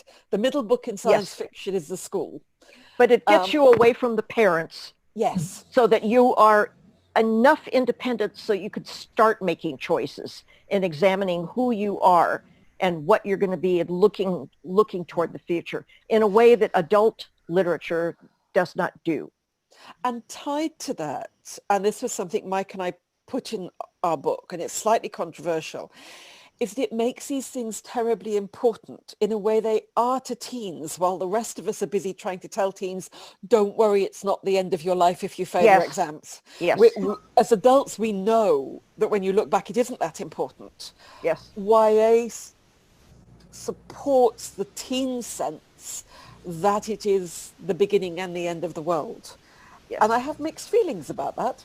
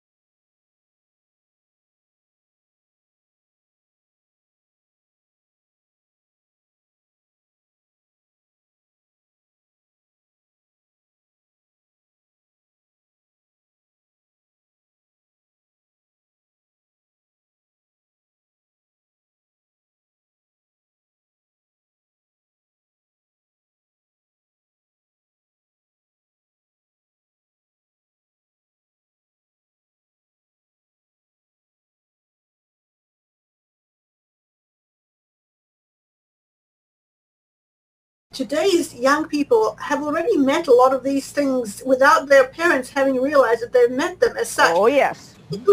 Basically, they're not surprised by this. They almost expect something, and without something like that in the book, it becomes removed from them. Seeing it's not their world anymore. It's something. It is a fairy tale. Yeah. If you want a realistic, if you want something that's based in their lives, you have to have a certain amount of realism in it. And for God's sake, if that means that occasionally somebody uses the word damn, they do that. I think, I was just trying to think, the last big issue about that in the UK was a writer called Melvin Burgess, who wrote a book called Junk, which is about two kids getting involved with heroin, which for all the scandal around it was the most astonishing Victorian-style morality tale, in which the working class kid goes down the drain of heroin and the middle class girl, of course, is rescued. It really is a very Victorian book, despite the profanity. And another book which I love, which is Lady, My Life as a Bitch, in which a girl who really likes sex gets turned into a dog. And the scandal is that she decides she wants to stay as a dog because she gets to have uncomplicated sex. And that was what people got upset about. It's a great book. It's a fantastic book. Lady, I'll write it down for people. Lady, My Life as a Bitch. Put it in the chat. Yeah. Folks, we are having a technical difficulty with the stream, which has just frozen. So you cannot be heard right now. I think we have some folks who are looking to fix that. Apparently it stopped right after someone said the end of the world. So I hope it wasn't our fault. Nothing.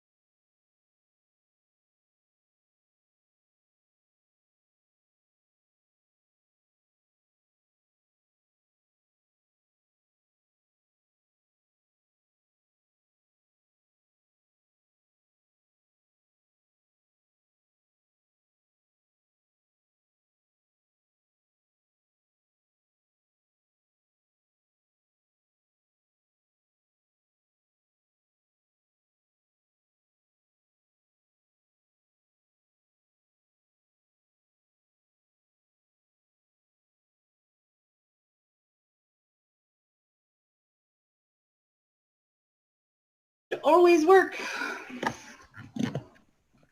Not relevant to our horror topic.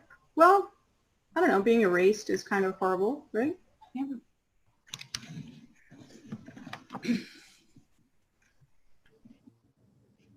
And now it's like everybody came back and sat in different chairs.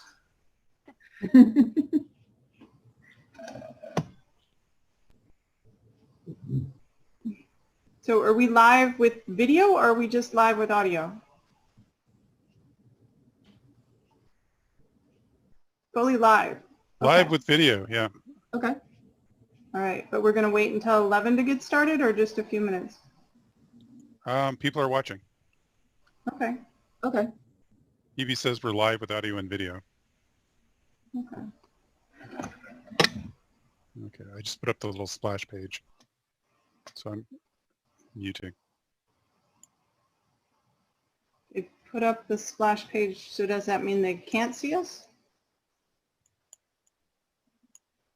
I don't know. On my screen, it shows that it's streaming and live.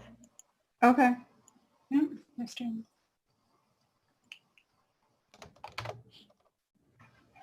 We are good. Go. All right. Well, welcome everybody who managed to get here through the 3 different rooms that we've been rescheduled into.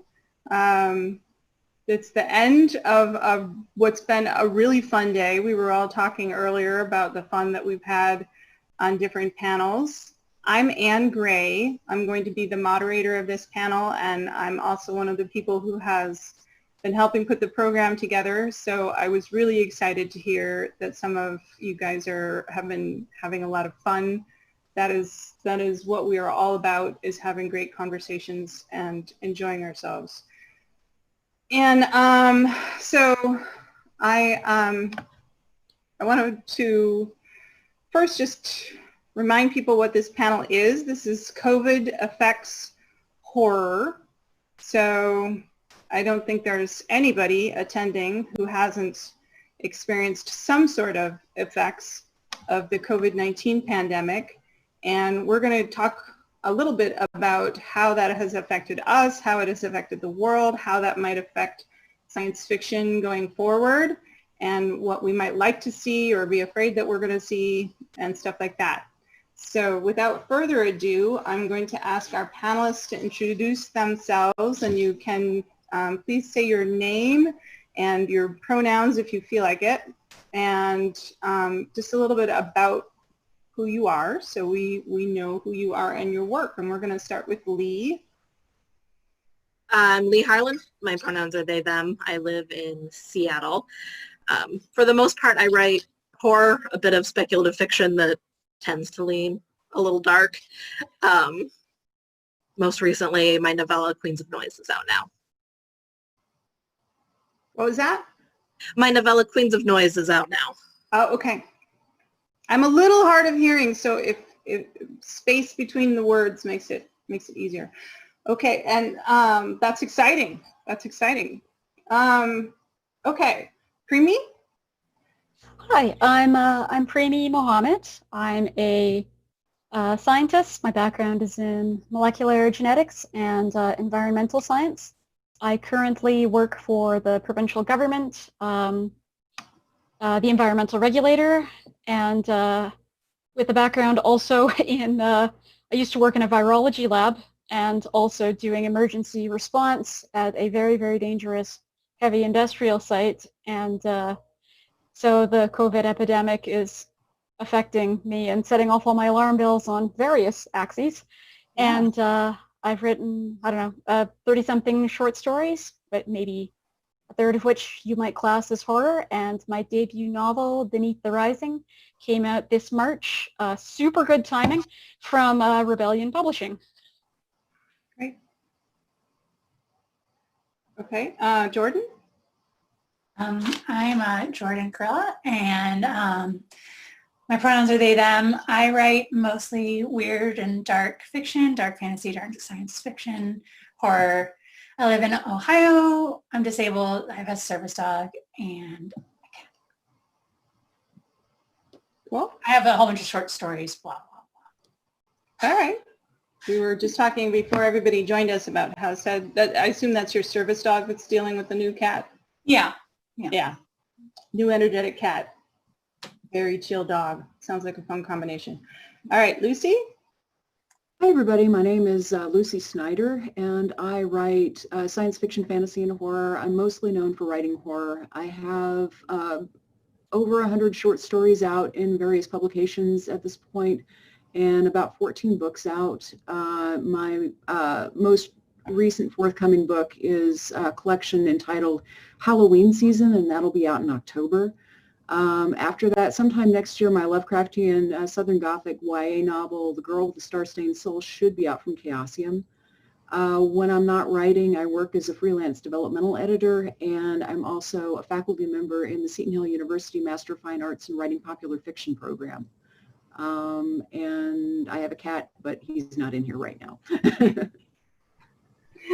Okay, so as I warned you all, I thought we could open just by telling people a little bit more about our own COVID-19 pandemic experiences. Where were you when quarantine was called, if it was called, and what has been your sort of living situation and the impact that the restrictions and stuff have had on you? Maybe both, physically, or if you want to get a little bit into emotionally or something like that. Anybody want to start off? Or shall I call on you? I can start. Okay. So it's been wildly complicated, but not in the usual ways. I'm poly, and we have kind of two households that are a little bit geographically separated, and I live in a pretty big house with several roommates. At the time that the pandemic started, one of my roommates, his mother, basically got into a bad situation. Her primary caregiver was her other son, and he died, and then also his fiance died like a week later. It was a really terrible situation, but she's very elderly and was in early dementia, so he was basically like, I haven't got any choice. I've got to move with my mom to Ohio. Mm-hmm. So I was helping him go to New Jersey to, fetch his mother and stuff, and help clear out her house. And this was like right when we were traveling, right when the pandemic was really kicking in, and we were thinking, gosh, are we going to run into like National Guard blockades? What's going to happen? When we were traveling, it was like a complete it was eerily quiet. Like I was in, we were at some road stops that I had traveled through before, and there was nobody there. Like it was completely deserted. It was completely like, a very sort of post-apocalyptic landscape, except for, nobody was like lying around dead or anything like that, but it was really eerie. Yeah, pretty much. And so since then, we've had some household switches, like one roommate moved out in the middle of things and another roommate moved in the middle of things. But aside from that, like we've had fairly good luck in that everybody works from home. And so we've been able to mitigate a lot of risk that I know a lot of other people really haven't been able to manage.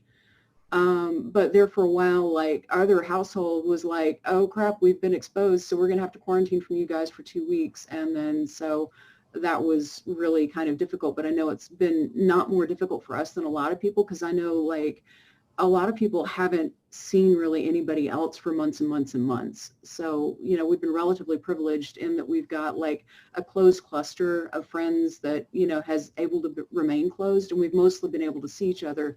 And I know a lot of other folks who like live by themselves and who are immune compromised. Like it's been really terrible. Mm-hmm.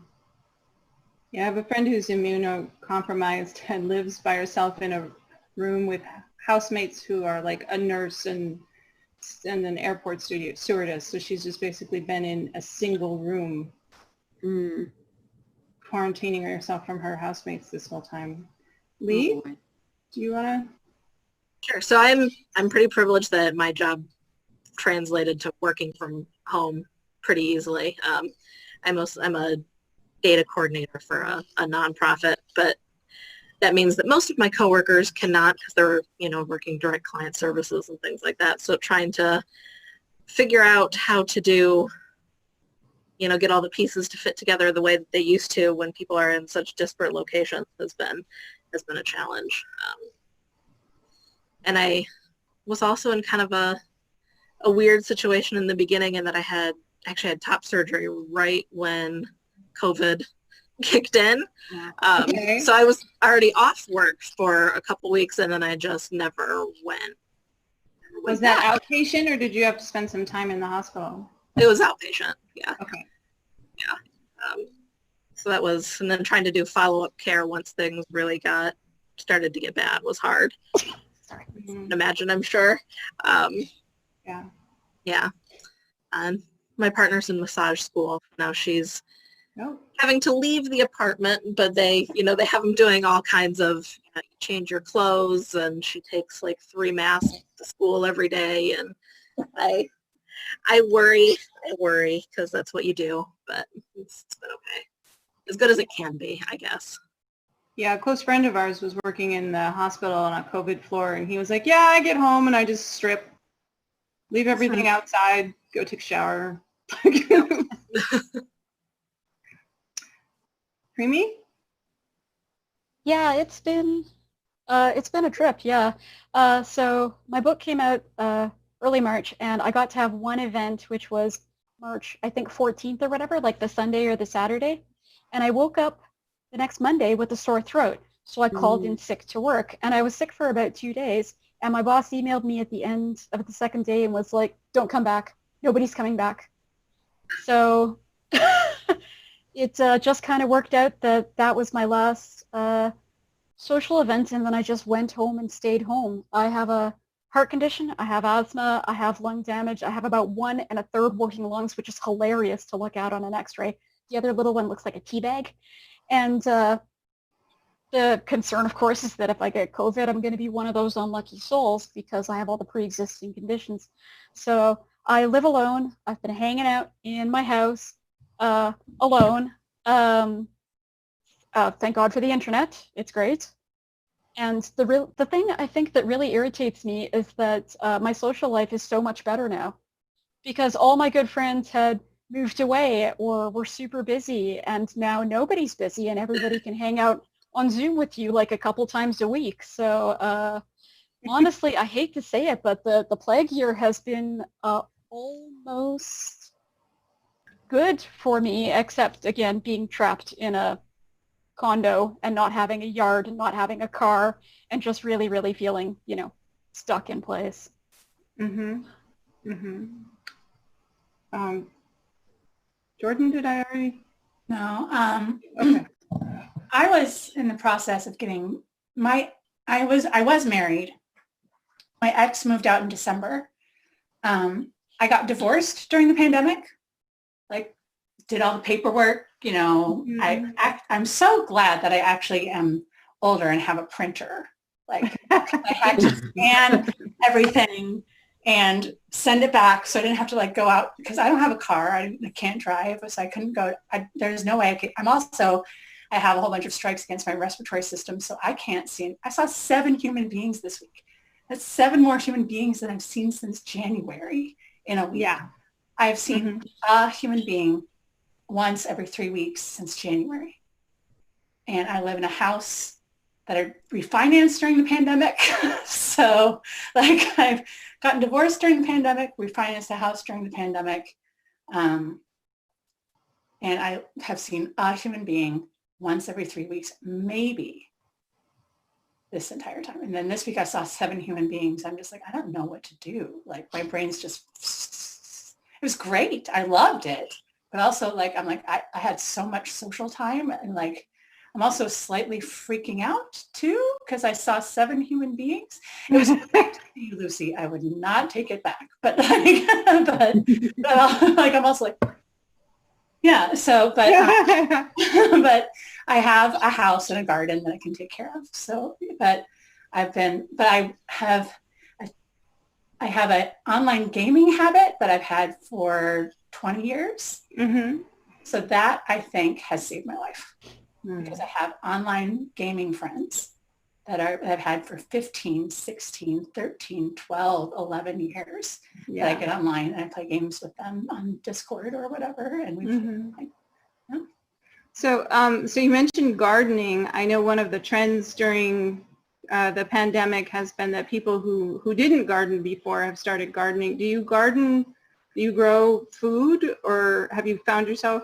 No, we live near a river, so there's like a whole bunch of raccoons and possums and rabbits and everything. And everybody who tries to grow vegetables finds they have zero vegetables within. But they have fed the wildlife. They have, however, the raccoons are enormous, and the rabbits. I mean, my dog loves to watch the rabbits. They're adorable, and they just go through everybody's spinach and tomatoes.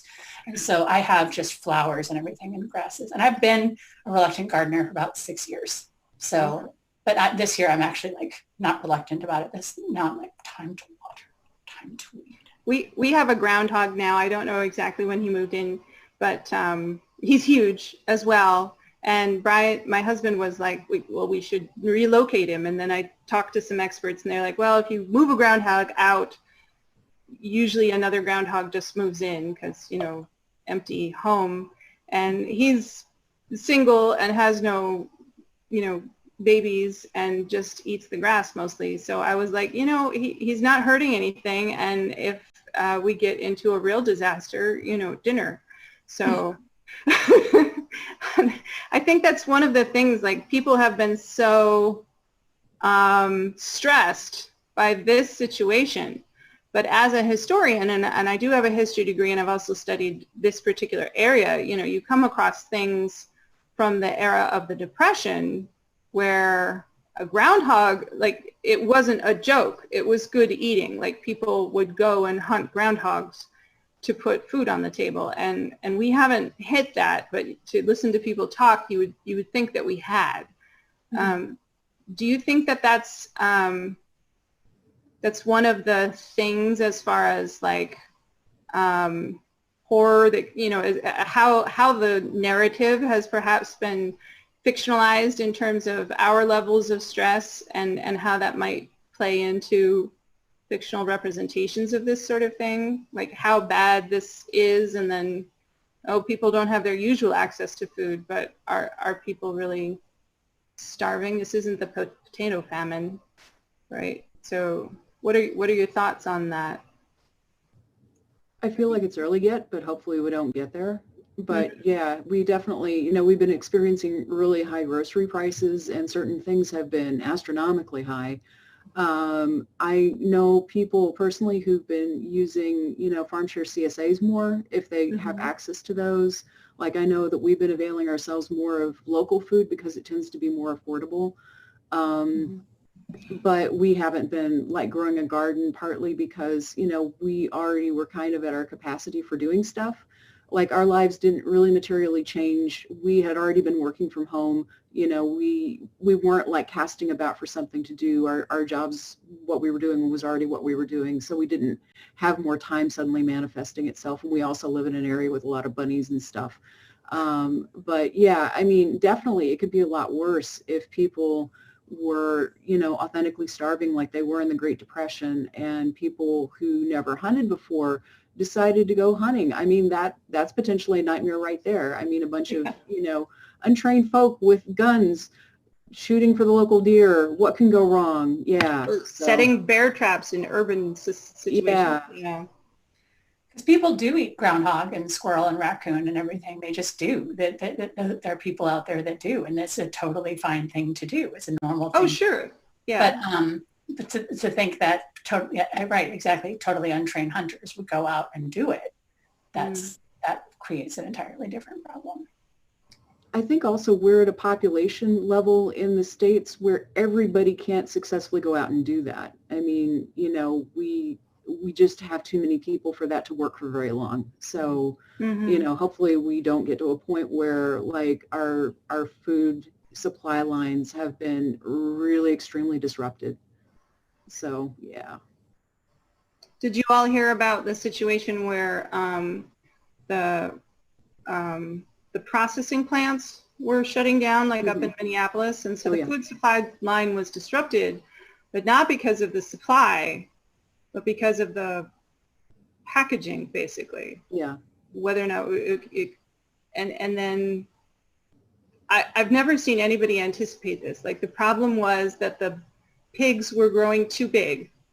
So the pig farmers were like, well, I can't sell this pig to be processed in that processing plant because it's too big for the machines.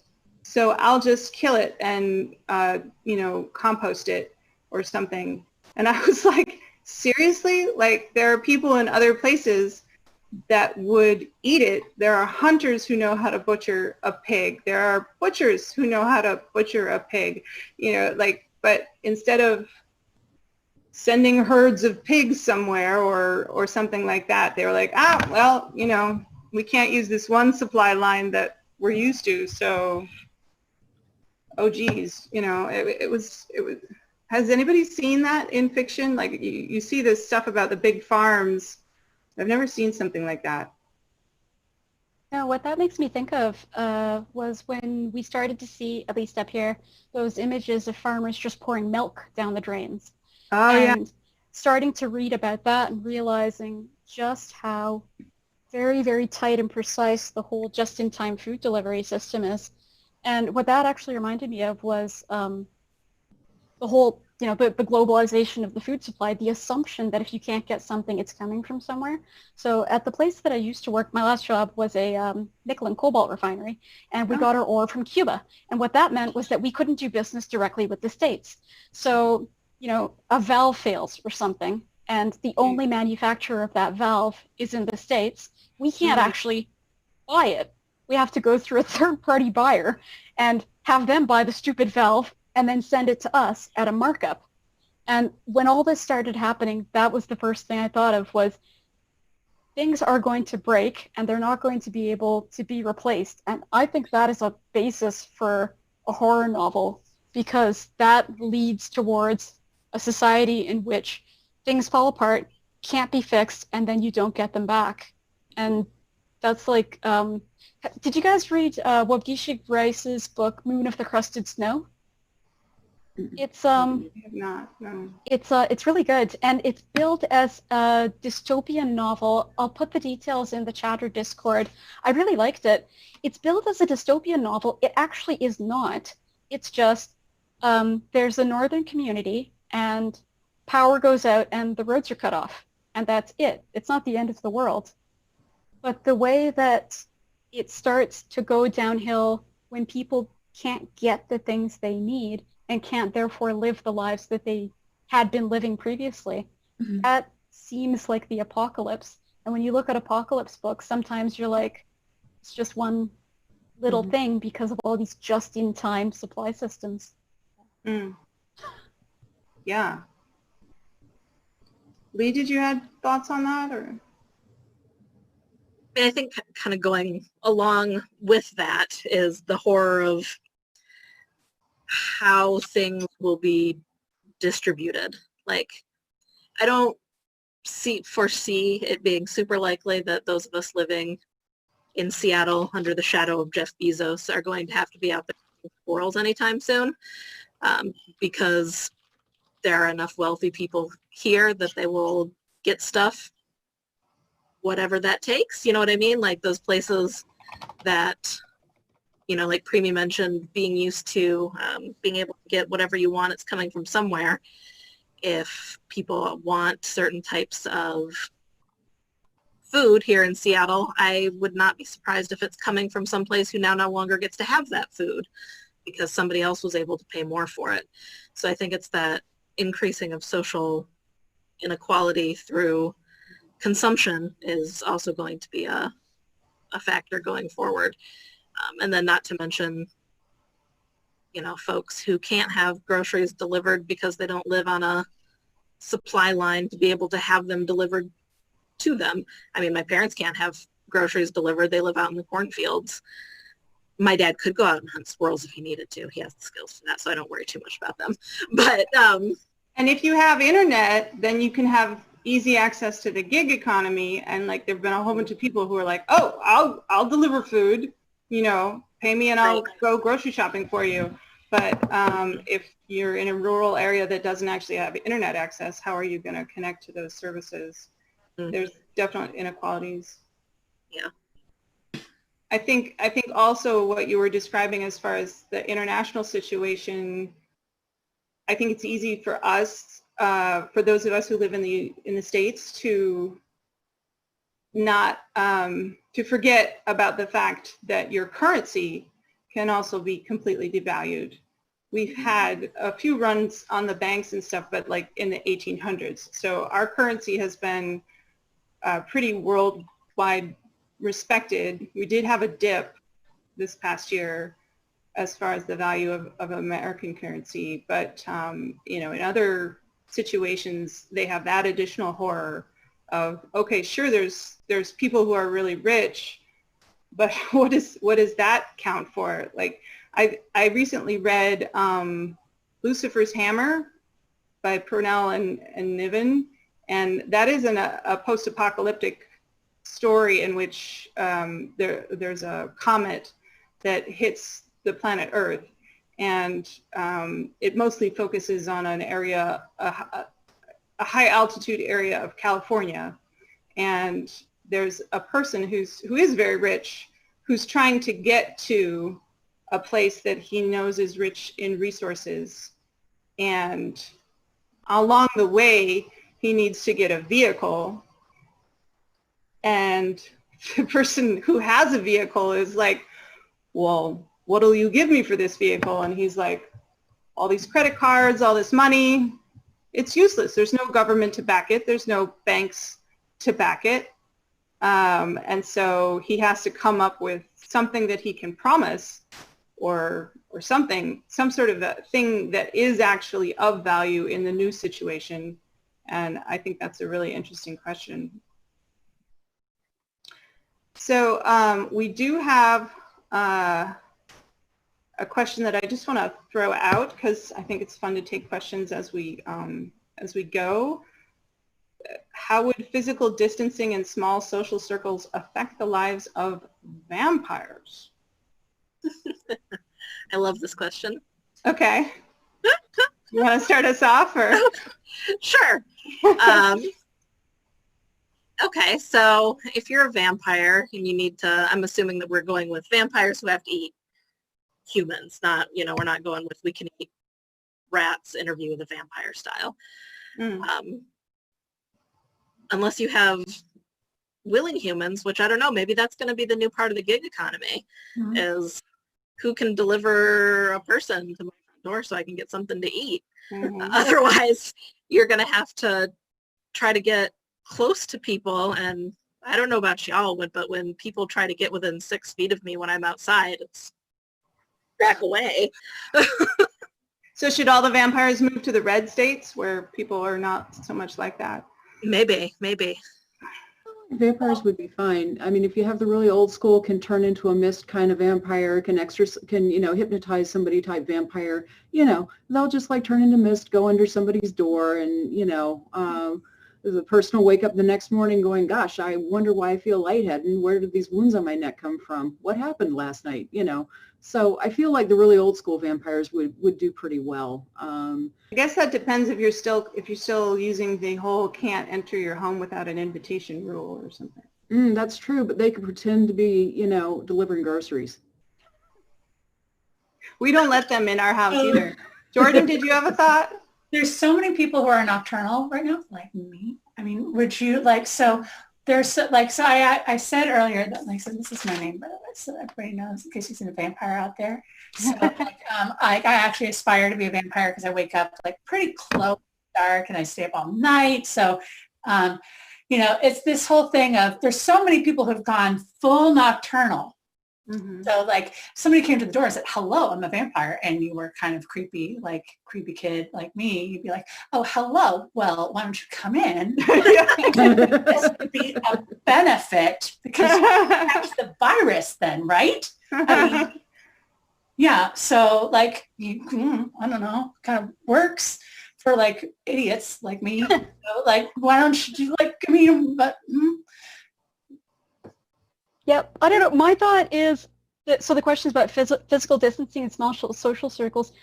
My thought actually is that I think the vampires will be fine because for the entirety of the stupid plague, there have been huge groups of people who can't stay in a house or who are out and about, like grocery workers or transit workers or people on the rail lines and stuff, truck drivers.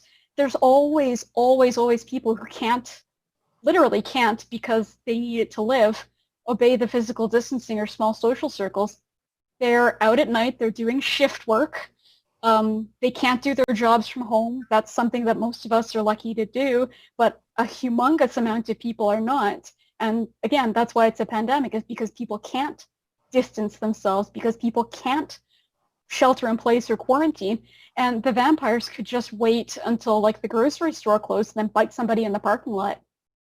Well, or for all we know, like part of the reason why certain groups are catching COVID is because there is a vampire and they keep like going around and biting people and transferring the coronavirus. I know here in York, we've, people who work in the same processing factories and stuff, and they say that they're all getting it because they're sharing rides to and from work. So, sure, maybe the driver is secretly a vampire. Dun, dun, dun. Dun, dun, dun. Okay, so if you were going to write a horror story, like right now, that was inspired by this year, if you were like, okay, 2020, I'm going to capture you and put you on paper, what do you think you would write about? Can I complain a little bit that this pandemic is the most unplot-worthy pandemic? Because really, if you're being heroic, you're staying home and you're doing nothing. Unless you're a first responder, unless you're, medical personnel, if you want to be a hero, you stay home and you do nothing. This is a little hard to work with. But if I were writing about the year, I know what the cover of the book would look like. It would just be that dumpster that's on fire floating down the river. That would be the cover art for 2020, yeah.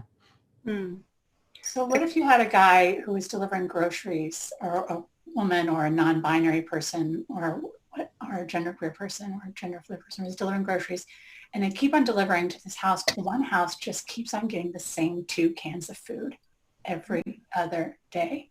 So the person decides to investigate it, and then horror ensues, right? So like something strange happens because the Instacart guy or the Whole Foods person who makes like no tip or like $7 a tip or like $2 or nothing, or is working for Amazon, who is totally under labor violations, ends up being like, this is not worth my time. I'm going to become a part-time unpaid investigator since I'm basically not being paid anyway. So I'm going to investigate what these 2 cans of food are about. And then that's where the story starts. Still agrees.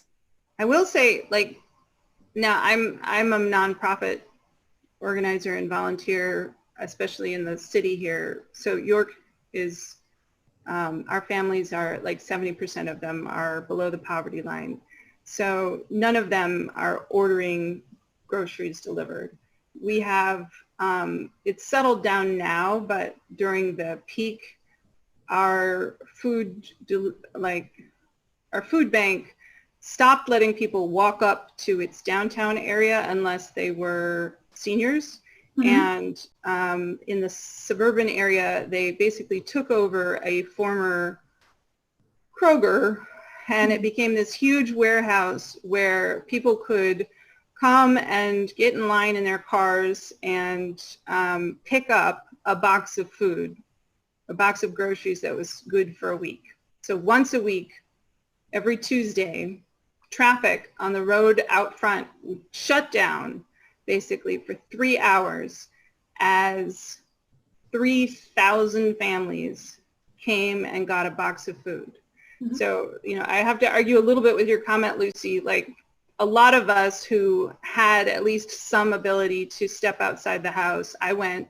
A lot of people I know went, like, we'd go for a shift and then wait 2 weeks and then maybe go for another shift. We'd just go to create boxes, to label cans of food that hadn't finished getting labeled in the plant, to to sort food into boxes and then to give food to people. And then we also had organizations like CASA here in town, supports the Spanish-speaking population, and the food bank started giving boxes to CASA, and then they also got fresh vegetables from one of our urban farms, and a bunch of us would do no contact delivery, so we just would go and get a delivery list and deliver boxes of food. So there's been a bunch of sort of roles that I think are kind of heroic.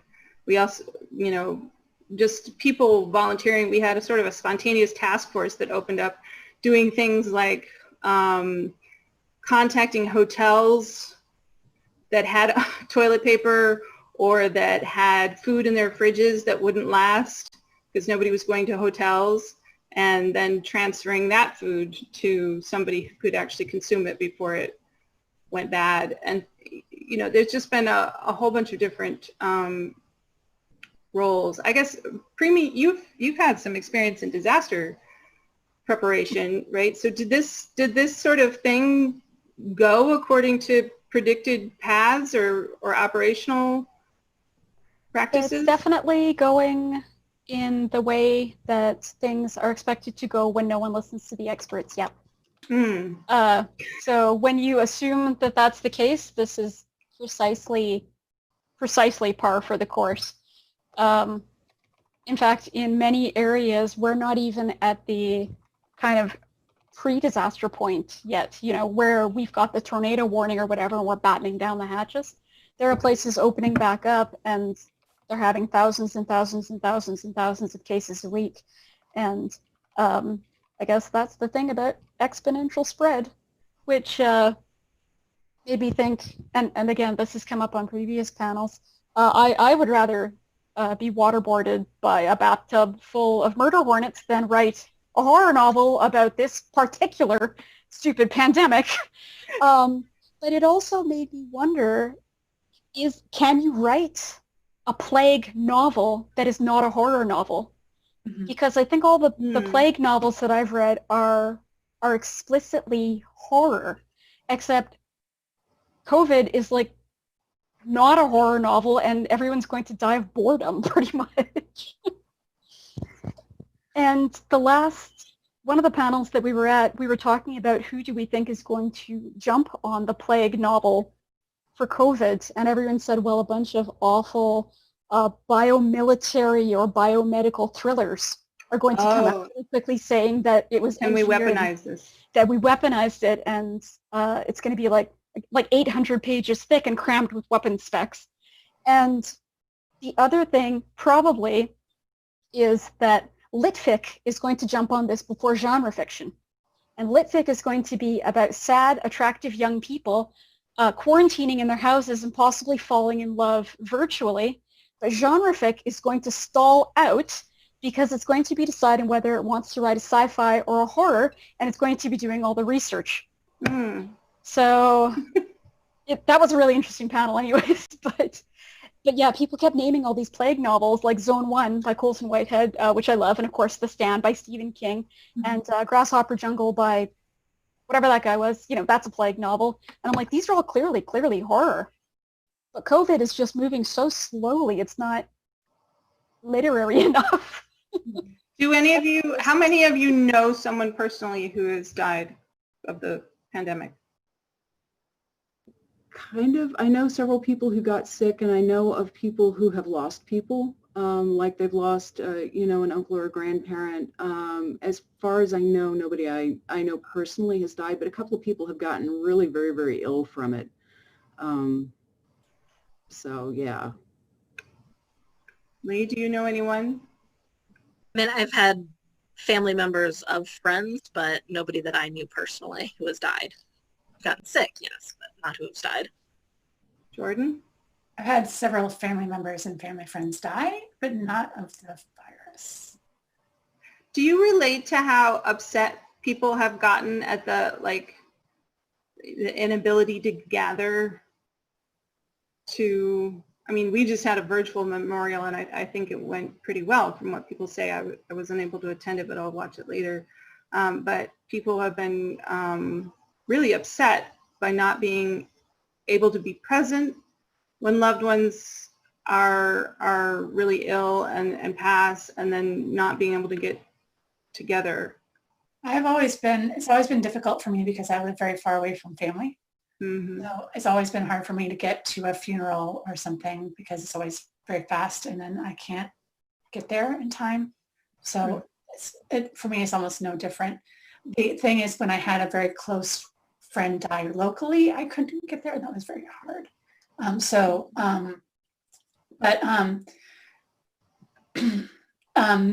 I've had, and on a happier note, I've had other friends have to postpone weddings over and over and over and over again, which is, better, but, about dying.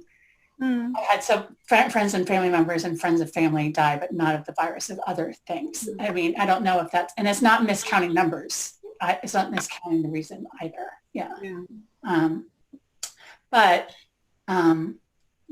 We had some friends in the London area. I don't know if you guys know James Bacon, who's a Journey Planet editor, and he was one of the main organizers of the Worldcon in Dublin, and he got married, and they had a Star Wars themed wedding that I can't remember how many different time zones people attended from. They had their two witnesses, which was like a Jedi and something else, and like this socially distanced, just civil ceremony. But it was very interesting because, like, with the time change, a bunch of us were like Chris Garcia, and we were just like in bed, like we were like, wait, should I get dressed? I don't know. It's 7 o'clock in the morning. Like, but it kind of relates to what some of you were saying earlier about that. In some ways, this has broadened our, not just our ability, I think, to connect to people who are far away, but our willingness to push to use technology to do so. So maybe I know a lot of people who are disabled who are pretty annoyed at the fact that they'd been asking for these accommodations for literally years, and all companies were saying, oh, no, we couldn't possibly, but the pandemic starts and boom, there it is. And they're like, so you could have given me these accommodations all this time, but you just didn't want to. That's fabulous, so that's one upside downside to the whole thing. So it'll be nice to see after this is over if those accommodations remain, if that remains a thing, because that would open up employment opportunities for a lot more people, who otherwise really couldn't work at a workplace, Yeah. Did you have another thought, Primi? I thought I saw your face light up. Oh, no, I was just, they're actually talking about, I don't want to say forcing us back to work, but we've got quotas now. So it was 50% of everybody back by end of August, 75% of everybody back by end of September. And these numbers aren't based on anything, not transmission rates, not case rates, not the increase, which in my particular area, the whole city is under a COVID watch because our rates are going up so fast. But I work for the government. Their rationale when we asked was, we want to set a good example for people going back and participating in the economy. And I thought, oh, okay, so this is the lesson that we're supposed to take from literally so many books and movies. People are the real enemy. Yeah. It's not the giant alligator or like the alien or whatever, and it's not the virus. It's the spin. It's always people. It's always people. We have to focus on the positive. Our numbers look good. We're the best in the world at, I think that's how they're spinning it. Yeah. Yeah. Did you guys see that interview where it was clear that the president was being handed a chart that omitted other countries that were doing better than us? And every meme made after it, yeah. What? All the memes that came out. Yeah. Yeah. That's scary. I wanted to ask, like, I can't remember seeing something, but to me, one of the things that's happened, especially in the United States, especially because we have the liar in chief in the president's seat, but also just because of the degradation of the media and the people's trust in the media, it feels like, kind of like what Primi was saying, we've lost the information war. I saw a piece the other day by someone who wrote a book about the tremendous risks of the next pandemic, but maybe she wrote it a little bit too early, or maybe she didn't write the book as well as she should have. Like, she was beating herself up because nobody was listening to stuff that, like, she wrote and other colleagues wrote 10 and 20 years ago about how this could potentially play out and how horrible it would be and how easily it would get out of control. And so that's definitely been part of the horror, but also just, I have to say, as a scientist, like, watching people, even my sister was like, well, you know, you can't know, because I was telling her something about the research. She was really worried about me because of, I was telling you guys, I helped out with a petting zoo, and she was so worried.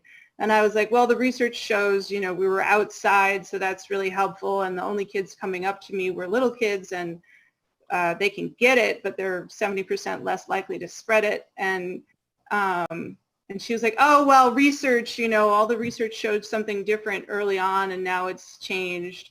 And I was like, well, no, early on, we didn't have the research yet.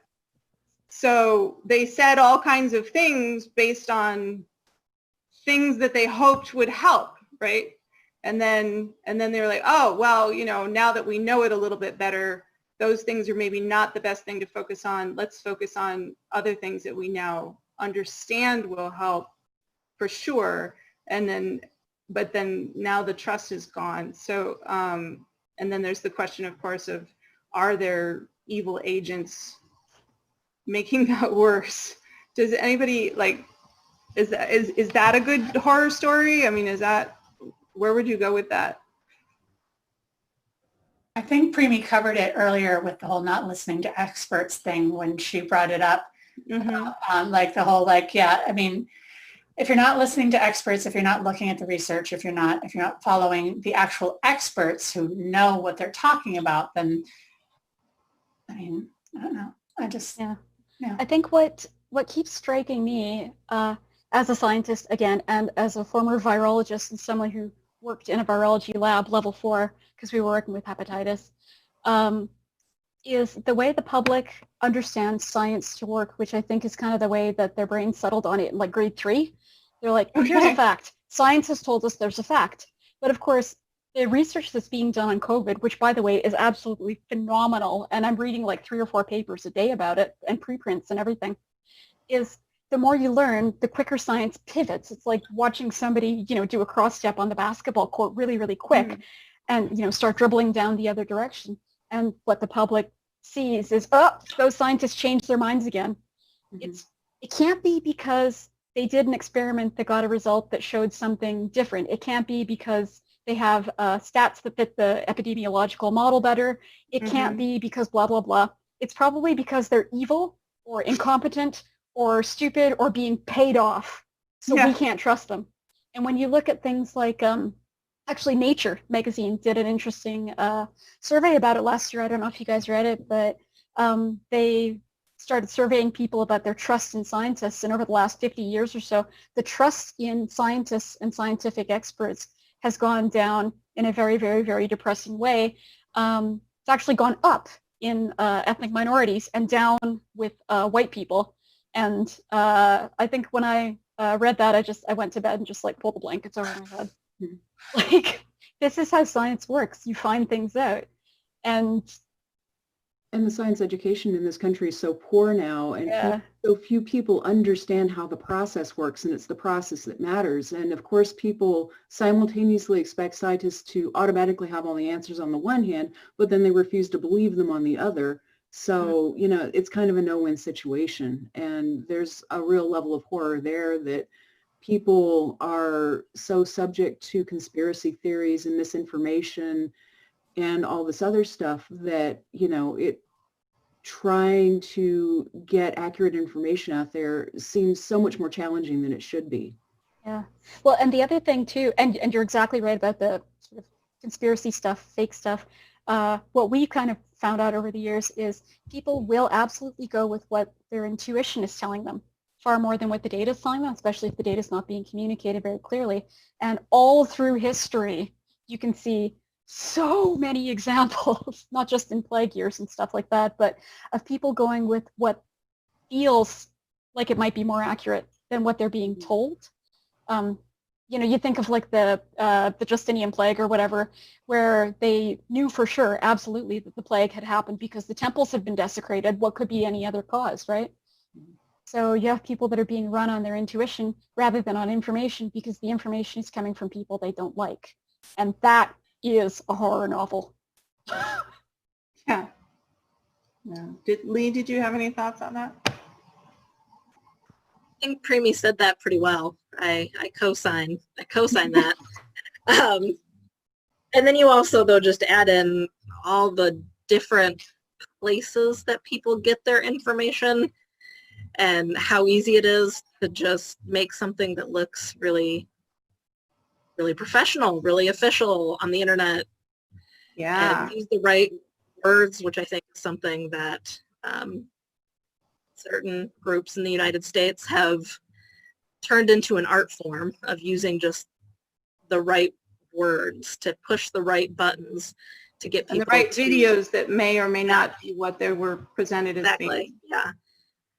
And, you know, it appeals to emotions, it appeals to bigotry, it appeals to all these different things that people respond to. And then that kind of not only makes that misinformation spread, but it makes it part of people's sense of self. Is, I believe, like anti-vaxxers, I believe so strongly in this thing. And when you try to point out what the science says, it's no, I read this someplace, this person said this, and the way they said it, it is part of my politics, it is part of my identity, you're not gonna, can't change my mind. Yeah, yeah, there's the confirmation bias, right? Like, yeah, the people who will ignore or find some way to discredit something that doesn't agree with what they already believed, especially if they've already publicly said that they believed it, because then, you know, they don't want to admit to having been wrong. So they'll be like, oh, well, that doesn't actually contradict me, or, you know, whatever. Mm-hmm. It's not my side that's propaganda, it's your side. Do you think some of it is really blame, not just blame avoidance, but it seems to me like a lot of our stories, the protagonist is somebody who really takes control somehow of their life and of whether or not they're going to survive the circumstances that we throw them into. I know we talked online before about how COVID-19 has created this isolation, which can be the worst situation for a protagonist, but also some people approach a story and that's like how they start. They're like, okay, let's take this protagonist and kill off their family, and they have no friends and their village disowns them, and now they must go and have an adventure and find all their strengths. So, like, you know, I see some of the people who are focusing on the conspiracy theories, focusing on the idea that somebody evil purposefully put this virus out, and so it's going to adapt, we can't possibly resist it, or whatever, as a way to push responsibility away from themselves, to say, you know, I'm not responsible for learning what I should do or for following your rules or whatever, because, you know, for whatever reason. How does that play out as far as, do you think, as far as their role in a story? Or, well, I just want to bring up, because I brought up that isolation thing. Yeah. Or novels. I'm thinking particularly like Bone Weaver's Orchard, the kid, by Sarah Reed, which won the Bram Stoker this year. The kid was very isolated in his school. He was bullied. He was left alone. He had to organize with one kid who with an adult who wasn't good for him. He was forced into an isolation situation that wasn't good for him. Not putting up any more spoilers. And also, if we look at one of the classics of horror, The Shining, where he's isolated, the kid is isolated, you're in this hotel, the isolation is the horror. One of the classic science fiction movies, the horror movies, The Thing, the isolation is the horror. You're taking all this isolation as the horror, right? And now a lot of us are very isolated, we're in bubbles or we're in our homes. That's no longer a horror anymore. It's a fact of life, right? So you can't make horror isolation anymore because everyone's like, yeah, we did that. So basically, so you can't make horror isolation anymore because it's not, we went through that, we're going through that. So you have to take horror isolation as a strength that the person went through and make it a thing that the person lived through rather than like a sort of thing that someone had to deal with and it made them into this, that was part of the horror graphic or the horror plot. Is what I was trying to say yeah. So also other things like, a pandemic, just like Preemie was saying, that's what LitFic's going to do. We can't, the pandemic horror novel is not going to be, I don't think it's going to be as big of a draw anymore. I saw people talking in Discord about Song for a New Day. That is a terrific protest science fiction punk rock novel by Sarah Pinsker. Not a horror novel. But you can still do it, just not as a horror novel. Yeah. So for me, the isolation thing makes me think of as soon as you said that, Omega Man, the Charlton Heston movie. So isolation isn't the enemy. Isolation is the ally. It's the strength. And so we're all expected to have as our sidekick this isolation, and now the enemy all of a sudden is people.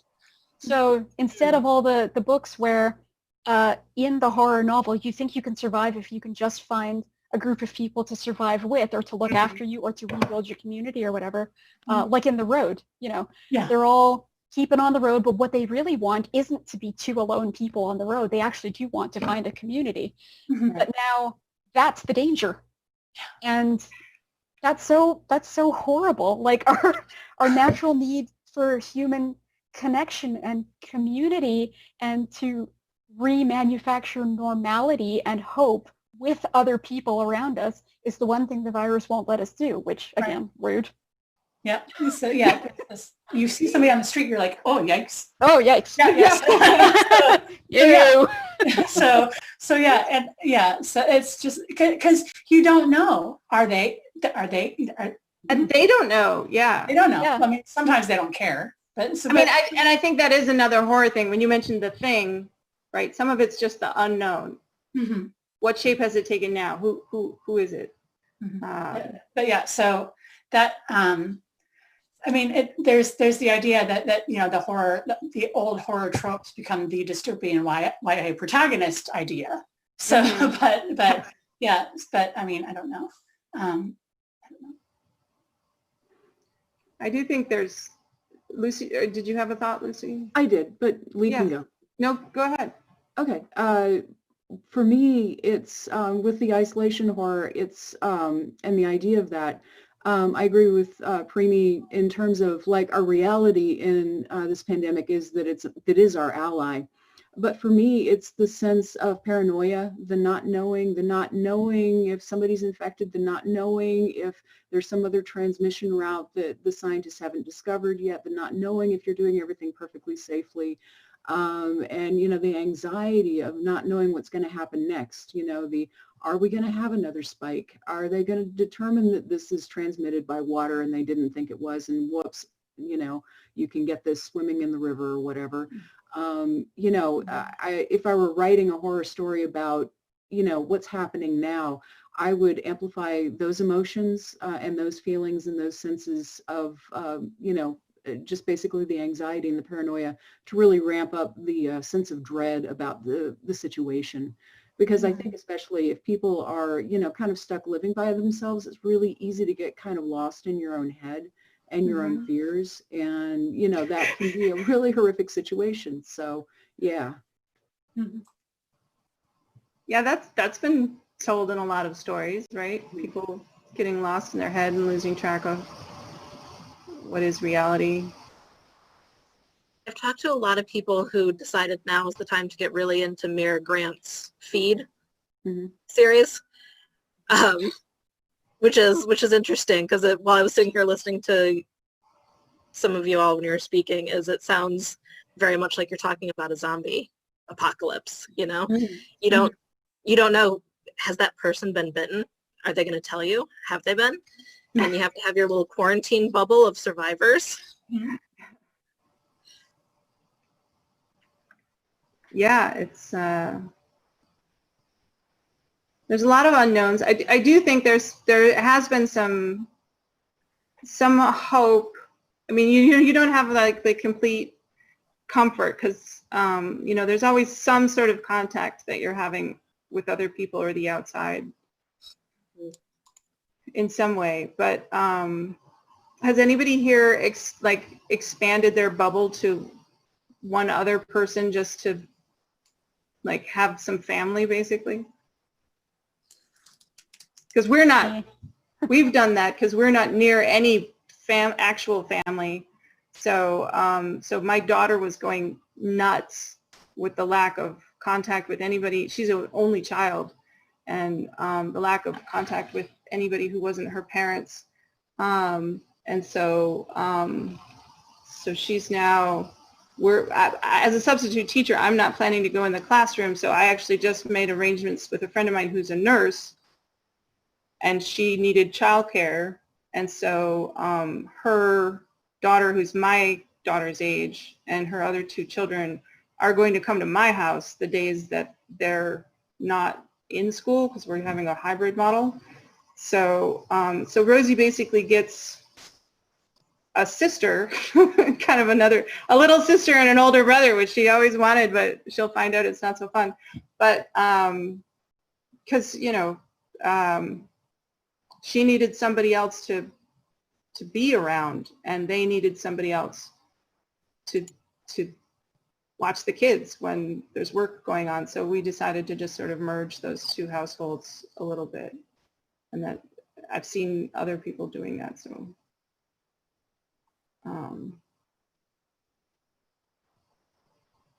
to try to be like, it's not all her, right? What I keep thinking too is if we knew that this was never going to go away, if we never got, say, a vaccine that worked or a cure that worked, if we knew we were always going to have to live like that, is that a horror novel, or does it stop being a horror novel? I think about that. Well, and we hope that other trends don't keep accelerating, right? Because there's... God, let's hope so. Yeah, because 2020 isn't just bad because of the virus. Yeah. 2020 has other issues. Yeah, 2020 has definite other issues. And a lot of people are like, this has echoes of other situations. And okay, that wasn't just an echo. And yeah, it's been scary for those reasons too. Definitely. And then also, again, who believes that reality? Who believes which version of that reality? Who's not being affected by that reality? If we can't the other panels that I did earlier in the year was saying something very much along the lines of, it's an apocalypse when everyone in the world of every class and every income lives the way the people in the worst states live now. So the people who have the lowest quality of life right now, if it flattens out entirely, then that's an apocalypse. But if there's still pockets of rich people with resources and generators and stuff like that, then it's not technically an apocalypse because it doesn't affect everybody equally. And I wonder if that's what's happening here, if the virus is kind of flattening things out, because you can be super rich and still get it. You can. Edgar Allan's Poe, Mask of the Red Death. Ah, thank you. Yeah. Sure. I feel like some people haven't been taking it seriously because, you know, the movie representations of what, you know, a viral pandemic has trained them to think, well, I don't see people like dying in the streets, so obviously, you know, it can't be that bad. You know, they have it in their heads that they would see a lot more people dying, that they would know somebody who's dying. And even, you know, otherwise good news outlets, you know, they've been focusing on the deaths. And I'm personally much more interested in the people who are screwed up by this for months and months and months and maybe forever. And to me, that's really horrific. Is like, if you get this and then your heart is damaged, and then what? You know, how is that going to affect the rest of your life? If you get this and your brain is damaged, then what? How is that going to affect the course of your life and things like that? And I feel like we're not hearing enough about that, you know, it's still a focus on, if you didn't die, then things are fine. And, you know, the research again is showing that that's pretty far from the case. But again, you have a lot of people who are just like, well, I don't know anybody who died from this, so it must be a hoax. And, you know, you don't know at what point they're going to, you know, kind of see the light on that. Well, and that's mostly, like somebody mentioned, the whole class thing, or I guess, Primi, you were talking about that. It's not an apocalypse if it doesn't affect the rich white people. And this can, but those are the people who can just stay in their houses, right? So the minorities are more likely to be in the lower classes, the working classes, and they're burying their families. They're seeing the deaths. But the suburban white people, it's not visible, and so that's that sense of being invisible to people who are right around you could also be a horror theme, I think.